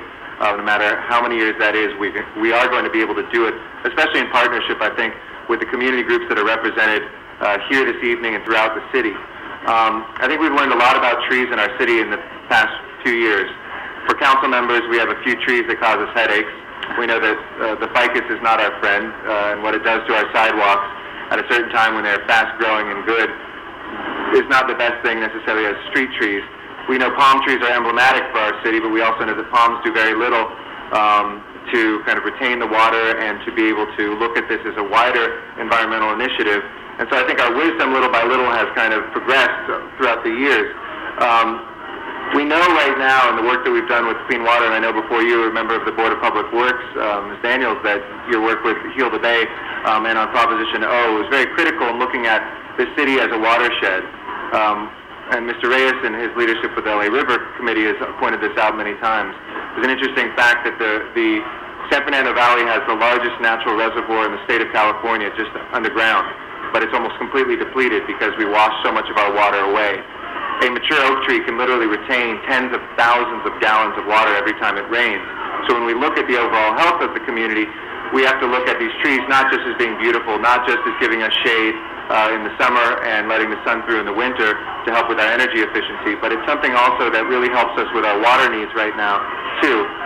I also want to thank Ms. Daniels for the work that Molly Reisman and my staff has been doing on the economic development issues. And Mr. Reyes, I mean, I think you hit the nail on the head. It will be great, Mr. Laban, to get our hands dirty, but 1 million trees, we would be all dirty for most of the year, I think, to get that many trees out there. So we're going to have to look at a real core, just like the LACC that's out there and other youth groups that have been planting trees, Hollywood Beautification Team and others. But, you know, district by district, I think you've drawn on those community groups.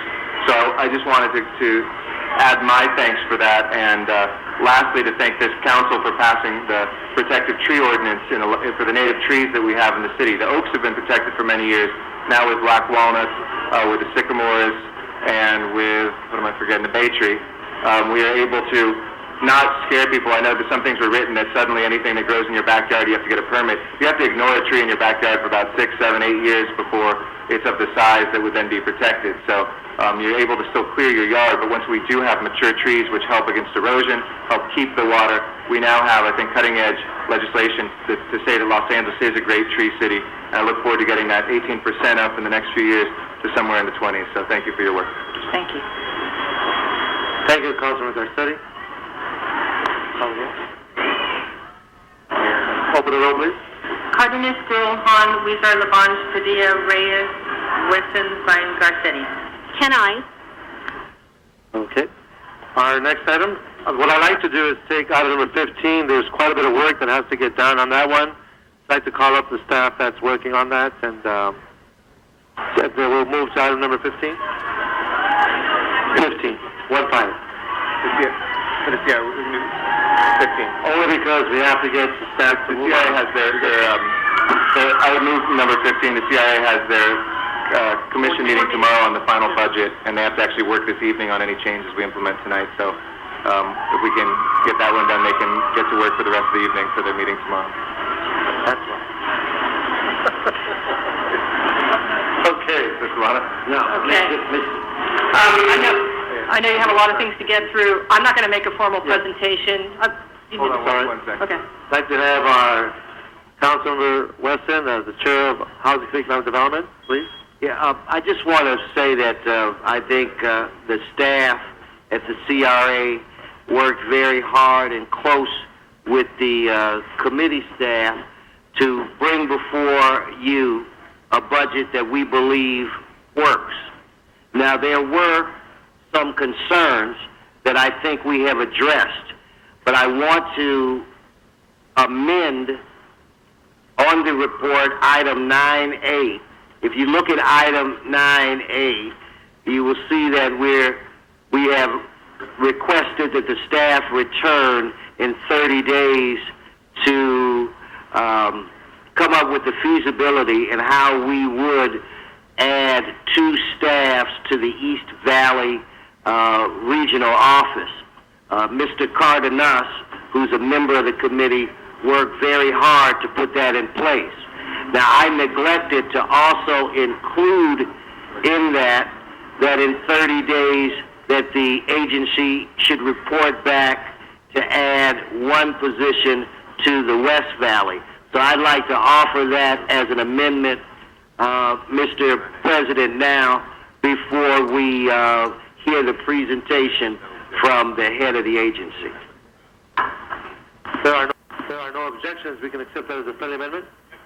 Seeing none, that'll be our action. All right. I'd like to call Councilor Padilla. Thank you, Mr. Chair. And I don't think a full presentation is necessary on this item. I think a lot of us have either had a chance to go through it or had a chance to follow the committee's consideration of the item. And I want to thank Mr. Weston for his help and Mr. Cardenas for his voice in committee.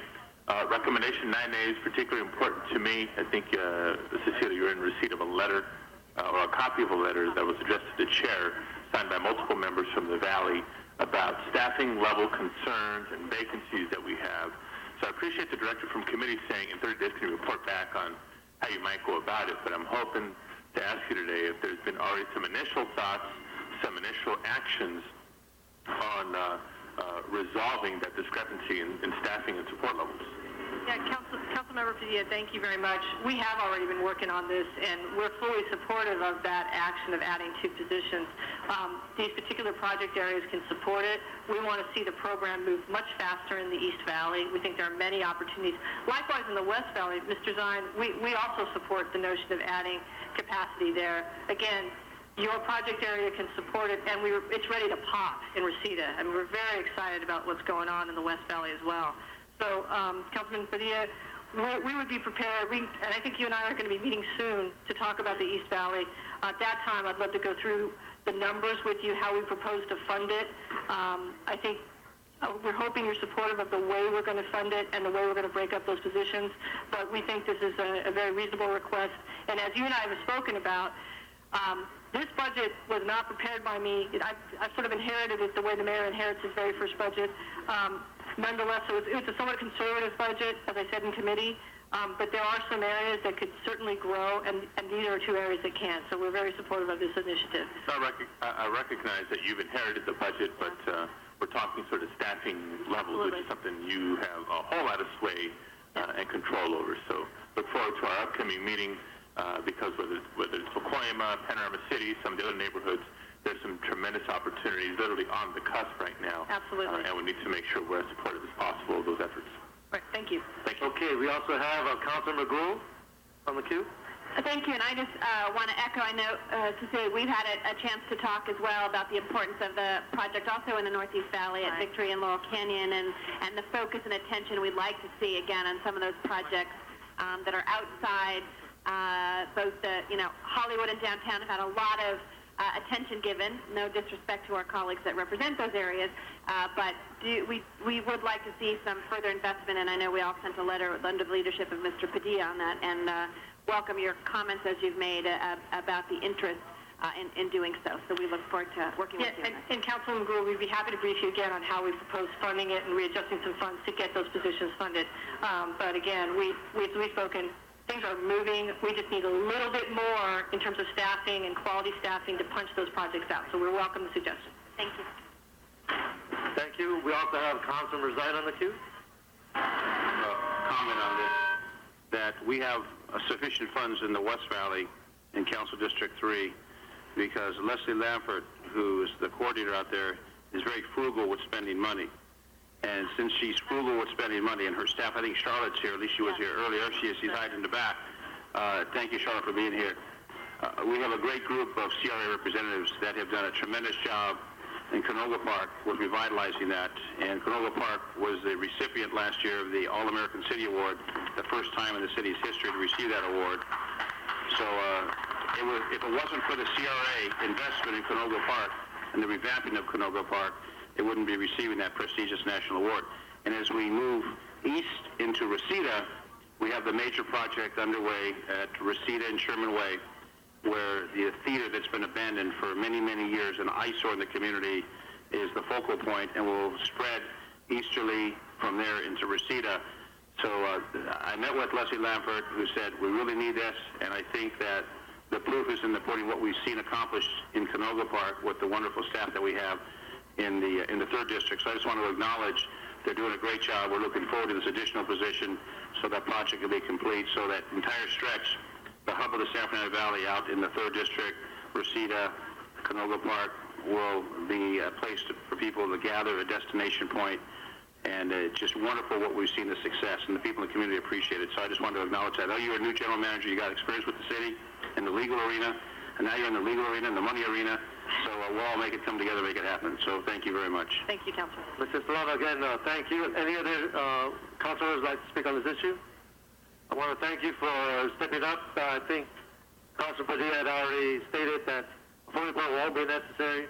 Right. I think we got the message, the amendment in there, so everything looks positive. So take this to a vote. Roll call. Cardenas, Gruel, Han, Weezer, Labange, Padilla, Reyes, Whitson, Zine, Garcetti. 10 ayes. Thank you very much. Thank you. Forthwith. Next item. Next item, Mr. President, is item number 13, and that was called special by Councilmember Gruel. No, it was Ms. Councilmember Han. Okay. Thank you. Can we have, is Jimmy Price here? Jimmy, can you tell us? I know this item is back before us because we had some issues with the fines. So could you just give us again an update on what this ordinance is going to look like for catering trucks, what we can expect, how the fines have changed, and what you think in terms of is this going to be enforceable? Yes. I'm Jimmy Price, Chief of Parking Enforcement and Traffic Control. And one of the primary changes in the ordinance is that now in residential areas, a catering truck can only remain at a location for a maximum of 30 minutes. At the conclusion of that 30-minute period, the catering truck must leave that location and drive at least 1/2 mile and not return to that location for 30 minutes. In a commercial area, a catering truck has 1 hour to remain at a location. And at the conclusion of that hour, it must leave the location, drive a 1/2 mile, and not return to that location for 1 hour. We think that that will encourage turnover and allow others in the community to park at those locations. In regard to the fines, one of the things that we discovered while we were searching the violation database is that we had about 5 violators that had received anywhere from 28 citations to 42 citations in a 90-day period. Under the current format, the guy with the 42 citations is liable for about $2,000 in fines and penalties. With the new ordinance, that amount would triple and go up to about $6,000. Of course, most of the catering truck operators do pay their fines, but we did discover that there were 2 operators that have not paid their fines, and we're currently tracking that issuance pattern to attempt to boot those vehicles so that the city can recover those monies. So we think that this ordinance will encourage turnover and will also be a disincentive for catering truck operators who would attempt to roost and camp out at locations and cause some of the problems that causes the community to complain about catering trucks. So one of the worst offenders had, what, 42? Yes, ma'am, in a 90-day period. And within a 90-day period. And did they pay the fines? This individual did not, but the other 3 on the top 5 violators list have paid their fines, and there's another individual with 28 unpaid citations on file. Well, thank you. Colleagues, if you remember, this was an issue that really came from a lot of businesses in Wilmington particularly that were hardworking, opened their own business, paid the city taxes, license, business fees, paid their employees, and felt like the catering trucks were really, impeding on their business. And a lot of these catering trucks were parking in areas which made it impossible for other cars to legitimately park there. But it seemed like our current ordinance, did not really have any teeth to it. I think the fines were so low that possibly some of these catering truck operators maybe just assumed that was part of doing business, was just to be there illegally and then pay the fine, although it sounds like some of them weren't even paying the fine. So I think this new ordinance has a little more teeth to it. Again, if they can't park longer than 30 minutes in a residential neighborhood, and then they must move a 1/2 mile and can't return for another 30 minutes. So they can't just go around the block and come right back. And then in the commercial, they cannot park longer than 1 hour. And the same thing, after the hour's up, they must move within a 1/2 mile and not return again for another hour. So I think this is a good ordinance. I think this will solve the problem of legitimate businesses who are really trying to make a living and provide a service to the community. And this will hopefully encourage catering trucks. They can be there for a while, but they can't abuse the system. And I think that's what's happened. So we support parking enforcement. We hope you can enforce this, because I think this will only work if you're all out there enforcing it. But I know there's issues in all of our communities, I think, with this problem. So I appreciate my colleagues' support on this. I think this is a better ordinance, and it will go a long way towards encouraging legitimate businesses to open up in our city, and that we support their efforts. Thanks. Okay, thank you very much. Anyone else would like to speak on this item? Anyone would like to take the roll, please? Cardenas, Gruel, Han, Weezer, Labange, Padilla, Reyes, Weston, Vine, Garcetti. 10 ayes. That'll be the order of the day. And, Mr. President, just to let council know, the ordinance goes over to July 26th. Okay. Next item, Mr. President, is item number 14, called special by Councilmember Reyes. All right. I'd like to call on Councilmember Reyes for item number 14. Yes, I believe we have the CEO here to give us a brief report on the progress, and I believe we've come a long way in terms of the actual implementation of many of these budgets. So can you give us a brief overview? Yes, my name is Terry Munoz, and I'm from the CAO's office. Move the speaker, the microphone closer to you. There you go. Better? Okay. Again, my name is Terry Munoz from the CAO's office. On February 27th of 2006, the Ad Hoc River Committee requested that our office report quarterly on the Los Angeles River revitalization projects. Before you now are two quarterly reports, and the report is basically a compilation, a summary of all information provided by the departments by the Bureaus of Engineering and Sanitation, the Department of Water Power, and the Department of Transportation. The current roster of 56 projects totaling more than $658 million is divided into 6 categories. First of all, there are the bridge projects, which provide structural and/or seismic improvements, bridge widening, and/or the addition of bike lanes to city bridges traversing the river. Second area is infrastructure projects, which are stormwater system improvements that reduce the amount of trash and debris entering the river, and municipal reservoir improvements. Third area is parks and watershed projects, which provide recreation opportunities adjacent to and along the river, as well as provide for the restoration of riparian and wetlands habitats. And the fourth area is transportation projects, which increase the number of bikeway paths along and adjacent to the river. And fifth is another category, which includes all river planning and feasibility study activities. And finally, the sixth category are all the completed projects. Just for the record, these revitalization projects are funded with federal, state, seismic bond, Proposition O, and general fund dollars.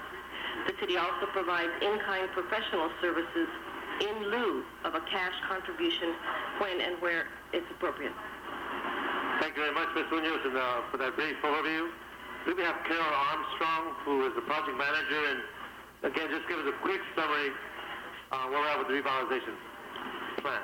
Good evening, Councilman Reyes and distinguished council members. It's great to be here tonight in MacArthur Park, and I'm happy to speak to you about the progress on the Los Angeles River Revitalization Master Plan. To date, we are about halfway through the planning process, and we just finished an active and fruitful round of public consultations in June, and our consultant team is now taking that feedback and revising some designs, and we're going to have another round of public meetings in September, and I hope that everyone will be able to make it. Those are on September 26th, 27th, and 30th, and we are on target to complete our master plan in January. Well, thank you for your hard work. My understanding is that today the House has allocated $12 million towards the LA River revitalization. The $12 million we don't have. Great news. And it just hope it makes it the rest of the way of our federal process. But again, the hard work of Congressman Member Robert Allard, our Senator Barbara Boxer, of course, the energy from our Mayor Villaraigosa and your team, and all that's been evolved since then, the community. And again, thanks for your hard work, and hopefully we'll get this thing done and off the ground before we know it. Well, thank you very much. And thank you for your leadership. It's been wonderful. We're ready to notify unless anyone at call would like to speak to the item. Seeing none. Another card? Is there another card on this item? Are we okay? We have council members out in the audience. We can't see you. Would you like to speak, sir, to the item? I guess he doesn't. Okay. Your staff would like you to speak to that. All right. Well, let it go. Please do the roll call, please. Cardenas, Grohan, Weezer, Labange, Padilla, Reyes, Weston, Vine, Garcetti. 10 ayes. That is approved. Okay, approved. Next item. Next item is item number 24, and that was called special for a card from the public. There you go. Okay, we have Sylvia Hawkins. 1 minute. 1 minute, please. Good morning, everyone. My name is Sylvia Hawkins. You, sir, you please. To the City Hall of Los Angeles Council Board and the LA Housing Authority, I am very glad and happy for this district and the cleanup crew for maintaining a full, healthy area for picnicking, parking, parties, and celebrating for all 18 race of people in this district. As I have visited or viewed this park during the 4th of July celebration, I can say it is a safety zone area. We are very happy to see that the LA Police Department, more relaxed, doing a great job. And it is worth saying thank you very much for being around to see your work in order. Also in this area, we are also thankful. Thank you very much, Ms. Hawkins, and thank you for coming to the meeting. That's 1 minute. Thank you very much. Would you like to take roll? Cardenas, Gruel, Han, Weezer, Labange, Padilla, Reyes, Weston, Zine, Garcetti. 10 ayes. That item passes. Next item, please. Next item is item number 27, and that was called special by Councilmember Labange. Councilor Labange. Yeah, thank you very much. We were all brief on matters of the observatory last week, but these other matters are concerning the relocation of the trailers. I don't know if a representative from Recreation and Parks is here, or Bureau of Engineering. Neil, are you going to speak to these issues? Who's here to speak from the Parks Department? I can partially address it, Councilman Labange. Okay, all right. You know the three items there? Yeah, they're briefed on the observatory. Okay, so we'll skip the observatory. Okay, the master plan for Griffith Park? The master plan for Griffith Park is in progress. As you know, there's a master plan meeting scheduled to be held, again, in the very near future. The working group is doing its job at sometime later this year? Correct. And sometime later this year, we'll be coming back through Department of Rec and Parks, Board of Recreation Parks Commissioners, ultimately full City Council with the proposed master plan. Great. And item number C, the department plans to expand the boundaries. Who is this going to ask you to report back on that, to look at the areas of Cahuenga Peak west towards the Santa Monica Mountains? That would be correct, sir. Action on this here. And finally, the one on the relocation of the trailers. Yeah, we are working with Recreation and Park staff and engineering to come up with the cost estimates. As you know, that trailer will become available once the observatory project is complete and the staff has moved back fully into the observatory. And all I ask them is that once it's available, that we could the next day start to move it appropriately to a site to serve the seniors, because there's nothing more important than serving seniors in this city. Thank you, Neil, very much. Mr. President, thank you. Thank you, Councilor Labange. Anybody else like to speak on this item? Seeing none, take the roll. Cardenas, Gruel, Han, Weezer, Labange, Padilla, Reyes, Weston, Zine, Garcetti. 10 ayes. That item passes. Next item. Next item is item number 28, and that was called special by Councilmember Labange. Well, I do have a report on this. This is the illumination of the beautiful statue of Griffith J. Griffith and the work there. And no one from the department's here. I'm going to ask this continue to Friday. Okay, since no one's here on this item, we'll continue this to Friday. Thank you very much. And hope to have staff for this item on that day. Next item? Good. Next item is item number 29, and that was called special for cards from the public. Okay, we have with us Candido on item 29.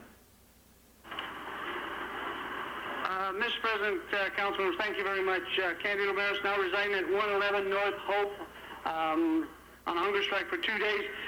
To the Park Advisory Board for MacArthur Park, as president of the board for Delano Park, I ask you to ask everyone that you know to contribute to your park. Go to your councilman, go to your neighborhood council, go to your state legislators, go to the state assembly people. We have a state senator Padilla. If you'll just wait, Mr. Padilla, you can even ask him. He's from a different area, but he'll be kind enough to support you on any effort. So the park also, if there's somebody that you want to work with as far as staff, don't take what the Rec and Park big shots send you. Take somebody that believes in your park and someone who really cares about your park. Thank you, Mr. President. Thank you, Candido. I'd like to call up Neil Drucker to give his report, and colleagues, What we're asking for is a task force. This is a 32-acre park in a part of the city that has over 40,000 people per square mile. We have a very strong business community that wants to see this park improve. We have a very strong advocacy group that is grassroots oriented. We have a tremendous landmark, and I'd like to ask Mr. Drucker for a report on this item. Thank you, Council President Reyes, council members. I'm very pleased and honored to be here this evening at MacArthur Park to tell you that great things are happening at MacArthur Park. You heard a number of the public speakers earlier talk about some of the things that are happening as well as some of their concerns. Councilmember Reyes, about a year and a half, 2 years ago, you and I spent the morning here celebrating the grand reopening of the Signal Building, and I was very honored to be part of that project.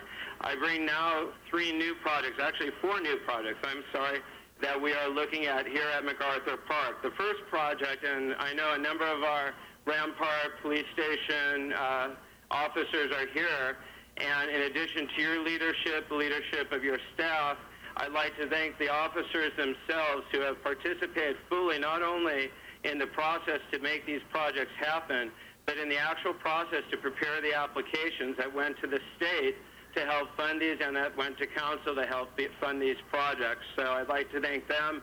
I'd also like to thank John Kirk-Muckery, who was here earlier, the General Manager of Recreation and Parks, and his staff for their assistance. The first project, and the one that the police department came to us first with, was a project to better light the park. And that project is currently being funded by Proposition KLA for Kids competitive grant funds in the amount of $250,000. And we are working on the design of installation of lighting throughout the park to improve both the security of the park and the playability. As you can see, even now, there's still kids playing soccer, youth and young adults, throughout the park playing soccer. We want to make sure that it's well lit and safe for them. That's project number 1. Second, we're going to be expanding the children's play area by providing a synthetic resilient surface with various youth facilities for sports and passive play. Third, we're going to be renovating the band shell, and this is another joint project. We currently have an agreement with a philanthropic group who is providing $750,000 towards the band shell. The overall cost is about $1.8 million. We are working with CAO, the City Administrative Office, the Chief Legislative Analyst, Council District 1, and others to come up with the additional money necessary to make that project happen. Then we are looking at the boathouse. We've already done a lot of structural analysis on the boathouse. It obviously needs a lot of work. We are working with your office and others again to come up with the additional funds necessary to complete that. I'd like to mention earlier Daniel Morales from YES, the Youth Empowerment through Scholastic Sports and Service group, and some of his young members spoke to you. And they talked about the issue of historic resources versus active recreation. Well, we believe that historic resources and active recreation can coexist if we do it right. And we're working currently on a plan to create right next to the children's play area and what is now a dirt area out there, uneven and in very much need of improvement, to create a synthetic play area. And it would be an open play area. It could be used for soccer. It could be used for football. It could be used for just sitting and picnicking and relaxing. And we believe that will provide the needs, satisfy the needs of the youth as well as satisfy the historic concerns that we have here at MacArthur Park. The hour is late, and I want to get to the rest of this item, so unless you have any questions, thank you. I just want to say thank you, Mr. Drucker, for your spirit. Let's give a round of applause for the department, Mr. Muckery, Public Works, everyone that's been involved. There was a time when this park was used as a maintenance yard as opposed to what it should have been a park. So we've changed the whole attitude of the city family and how we treat this community. So thank you very much. Any other comments or questions from my colleagues? Seeing none, I'd like to take the roll. Cardenas, Rural, Han, Weezer, Labange, Padilla, Reyes, Weston, Zine, Garcetti. Can I? Thank you very much. I'm a little ahead of schedule here. Next item? Next item, Mr. President, is item 43, called special by Councilmember Reyes. Okay. I'd like to recognize Mr. Reyes. Yes, thank you. About a year or so ago, we had a rather testy exchange with the department because of our need to develop maps that allow for safe pedestrian routes.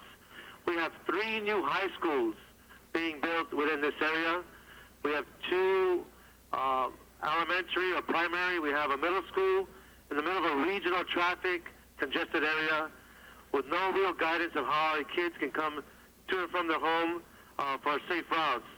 I'd like to ask the Department of Transportation to come to the microphone and give us a brief report.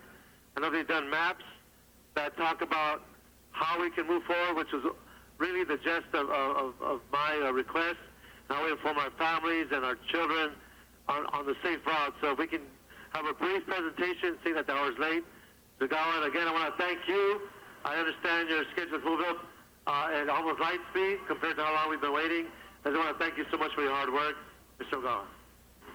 Colonel Gura, Department of Transportation, and I want to thank Councilmember Reyes and Councilmember Gruhl for putting together the motion that really pushed us toward the direction that we need to go, which is to update our maps. We have worked with the LA Unified School District to try to work through our problem of having very, very old maps and trying to update those old maps. What we've done is, through the help of and assistance of the LAUSD, are putting together GIS-based maps. And what you have before you is actually 3 different maps which are in the MacArthur Park area. 2 of the maps are actually serving the same basic school boundary area, which is MacArthur Park Primary Center and Charles White Elementary School. They are part of both of the same service area because of the fact that they serve different grades. And as you'll notice, there are arrows on them that point them to the route. What we have been doing is working with our consultant to put together an asset map or asset of all our resources, which are the traffic signals, the smart pedestrian warning devices, the crossing guard locations, stop signs, and all of our crosswalks and crossing guards. And so what we've done is we have moved up our schedule, as Councilmember Reyes said, in that we thought we would finish the project in 2 years. We're planning to finish the project at the end of November of this year. So if you have any questions, I will try to answer them. My deepest apologies, Mr. Ogura. Again, I thank you so much for your hard work. I know the staff pulled together in a heroic way. I do have one recommendation, if it's possible. Seeing the advent of technology and ability to read maps, with all of this information in one map, it gets very busy. I was hoping to ask if we can recommend that DOT work with ITA to develop an online user-friendly system similar to MapQuest to access the school route maps. And this way parents could type in their home address and the children's school address to create a personalized school map. If ITA, together with your hard work, again, it's citywide, the issue is trying to connect those routes in such a way where it's easy to read, and perhaps ITA, together with your technology and know-how, we can put together a system like that. I'd like to recommend that we take that step to have that accomplishment. Okay, we will work with ITA. We'll put that together, we'll set up a meeting and see how far we can take that. Okay. Any other items or questions on this item from my colleagues? Seeing none, let's have a roll call. Thank you, Mr. Ogura. Again, a round of applause. All right. Open the roll, please. Cardenas, Gruhl, Han, Weezer, Labange, Padilla, Reyes, Weston, Zine, Garcetti. 10 ayes. Thank you very much. It's been approved. Next item. Next item is item 46, call special for cards from the public. Oh, I think we already took it. We already took the public comment on that. Okay, we took that public comment when we did 6 for all. Then, let's open the roll on that item. Cardenas, Gruhl, Han, Weezer, Labange, Padilla, Reyes, Weston, Zine, Garcetti. 10 ayes. Okay, let's move that item. And next item, item 47, and that was called special by Councilmember Garcetti. Councilmember Garcetti. Thank you very much, Mr. President. I wanted to call this special to thank folks who are the friends of the Barnsdall Art Park who have been working so hard. It is the jewel in the crown of our cultural and art system. It's the largest arts park anywhere in Los Angeles. It's subscribed by youth, adults, seniors who come from all over the city to the wonderful acres that surround the Hollyhock House, a Frank Lloyd Wright designed home. And after the earthquake damage, and we saw the millions of dollars it was going to take, the CLA's office, CAO's office worked very diligently to make sure we could rebuild that landmark, which is just so important for the city and for the country's architectural heritage. But more importantly, at Barnesdale Art Park, where I used to go and take art classes myself, they had wonderful ceramics courses that are open to the public. And we were unable to reopen that because of a need of a large kiln.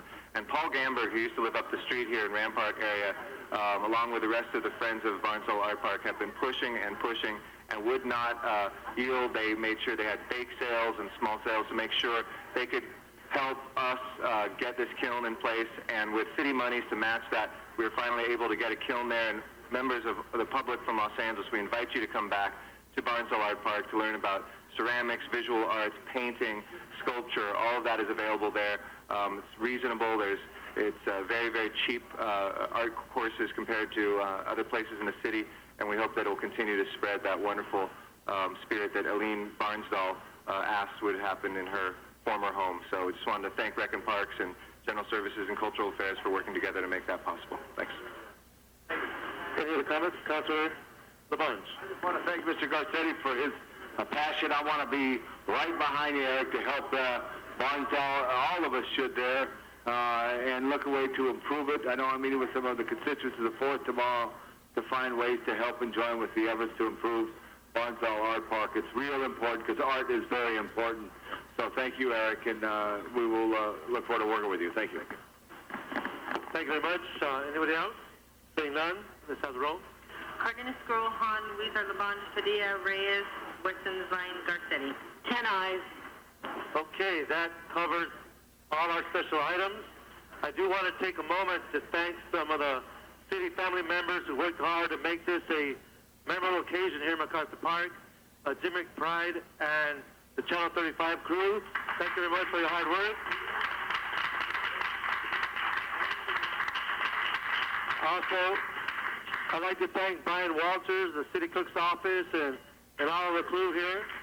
Thank you so much. I'd like to thank our CLA for their support and making sure we kept everything on pace. But most of all, I want to thank my colleagues for joining us here in District 1. My coach, Councilmember Garcetti, and his staff for allowing us to move forward here. And I really want to thank the committee members who were here. I hope this instills the kind of pride that allows us to continue to participate on our committees and all our decision making. Last but not least, I rarely ever do this, but I have my kids with me here. I have Angel, Adam, and Natalie. You guys want to raise your hand? Thank you, guys. And I know my wife, Martha, broke her toe, so she can't be with us. No. Thanks, Martha, for putting up with everything. Is she here? There she is. Thank you, Martha. And my son, Eddie. Come on, guys, wave hands. All right. Again, any special announcements, colleagues? The great thing about service to the city of Los Angeles is to be able to help people and make a change. And Ed Reyes has made great help for many of the people of this district, but great change here at MacArthur Park. I'm very proud of the work. And I took a lap this afternoon. I want to help you level those fields out there, maybe get some of that artificial turf that they have at the Riverside Drive complex. Because I think the great thing about parks is when you see them used. And you've created such an atmosphere here that you deserve more help to make it even better. So let's give Ed Reyes a big hand. Thank you, Councilor Mark.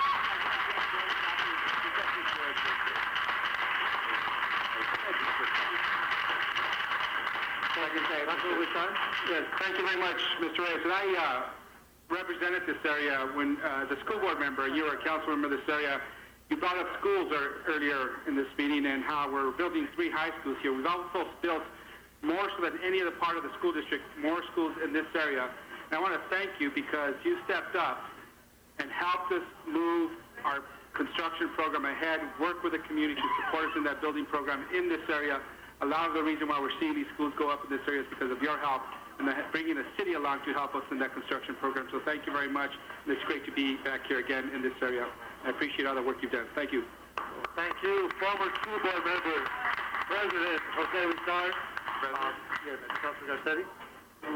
If I can join the bandwagon here, too, I wanted to, first of all, congratulate Mr. Reyes. Mr. Padilla can appreciate. I know it looks easy up here, but it's a tough thing to run a meeting, and I think he did a great job, and he deserves a round of applause for running the meeting. And second, I wanted to say, I know for some of us who are old-timers now, I guess we can call ourselves that, Mr. Padilla, myself, and Mr. Dine, Mr. Bonds, I think, no, well, actually Ms. Hahn, and others, when we came right next to where we're having this meeting here for your swearing in, Mr. Reyes, it was a very emotional moment, I know, for you, and to think 5 years has elapsed and that we're back at the same place, but to see how much has changed, it's really remarkable. So congratulations for inspiring us then and fulfilling the dream that you said you would do. Thank you, Councilor Garcetti, and again, thank you all for your support, and this is a team effort. Councilor Zine. I want to add my congratulations. I used to come to this place when I was a child, many, many years ago, with my folks. You've turned it around. What'd you say, Janice, on what? Many years ago. Many years ago. But the place has turned around. I'm just talking to the senior lead officers. The crime is so low that officers are transferring to hotter divisions because there's not much action here anymore. It's been a turnaround. Really a compliment to this community. And the hotel, they're going to be opening this hotel, and across the street, they've got lofts. The top loft, I checked, $4,000 a month for the top loft. Obviously, you've done a tremendous job. So congratulations, and to the community, you got a great councilman who's taking care of business. Thank you, Eddie. Thank you very much. No, let's not go there right now. But thank you so much again, and let's conclude this meeting. Do we have any motions for posting referral? Those are posted and referred. Okay. The announcements? Seeing none? No excuses on the desk, Mr. President. Okay. One announcement, Mr. President, if I may. Tomorrow is the second annual Urban Watershed Forum, which brings together folks from throughout Southern California to look at our rivers, to look at our storm drains, to look at our oceans. It's going to be tomorrow, and Terry Tamminen from the governor's office will be one of the keynote speakers. But it's on Southgate at 4900 Southern Avenue, and it starts in the morning, I believe, at 10 o'clock and should be going through the lunch hour. So we invite members of the public who are interested in water issues, clean water specifically, to come down there and join us for the Urban Watershed Summit for the second annual year. Thanks. Any other announcements? Adjourning motions? Okay. Madam Clerk, please call the roll. Cardenas, Gruel, Hahn, Weezer, Labange, Padilla, Rosen, Reyes, Winston, Zine, Garcetti. This meeting is adjourned.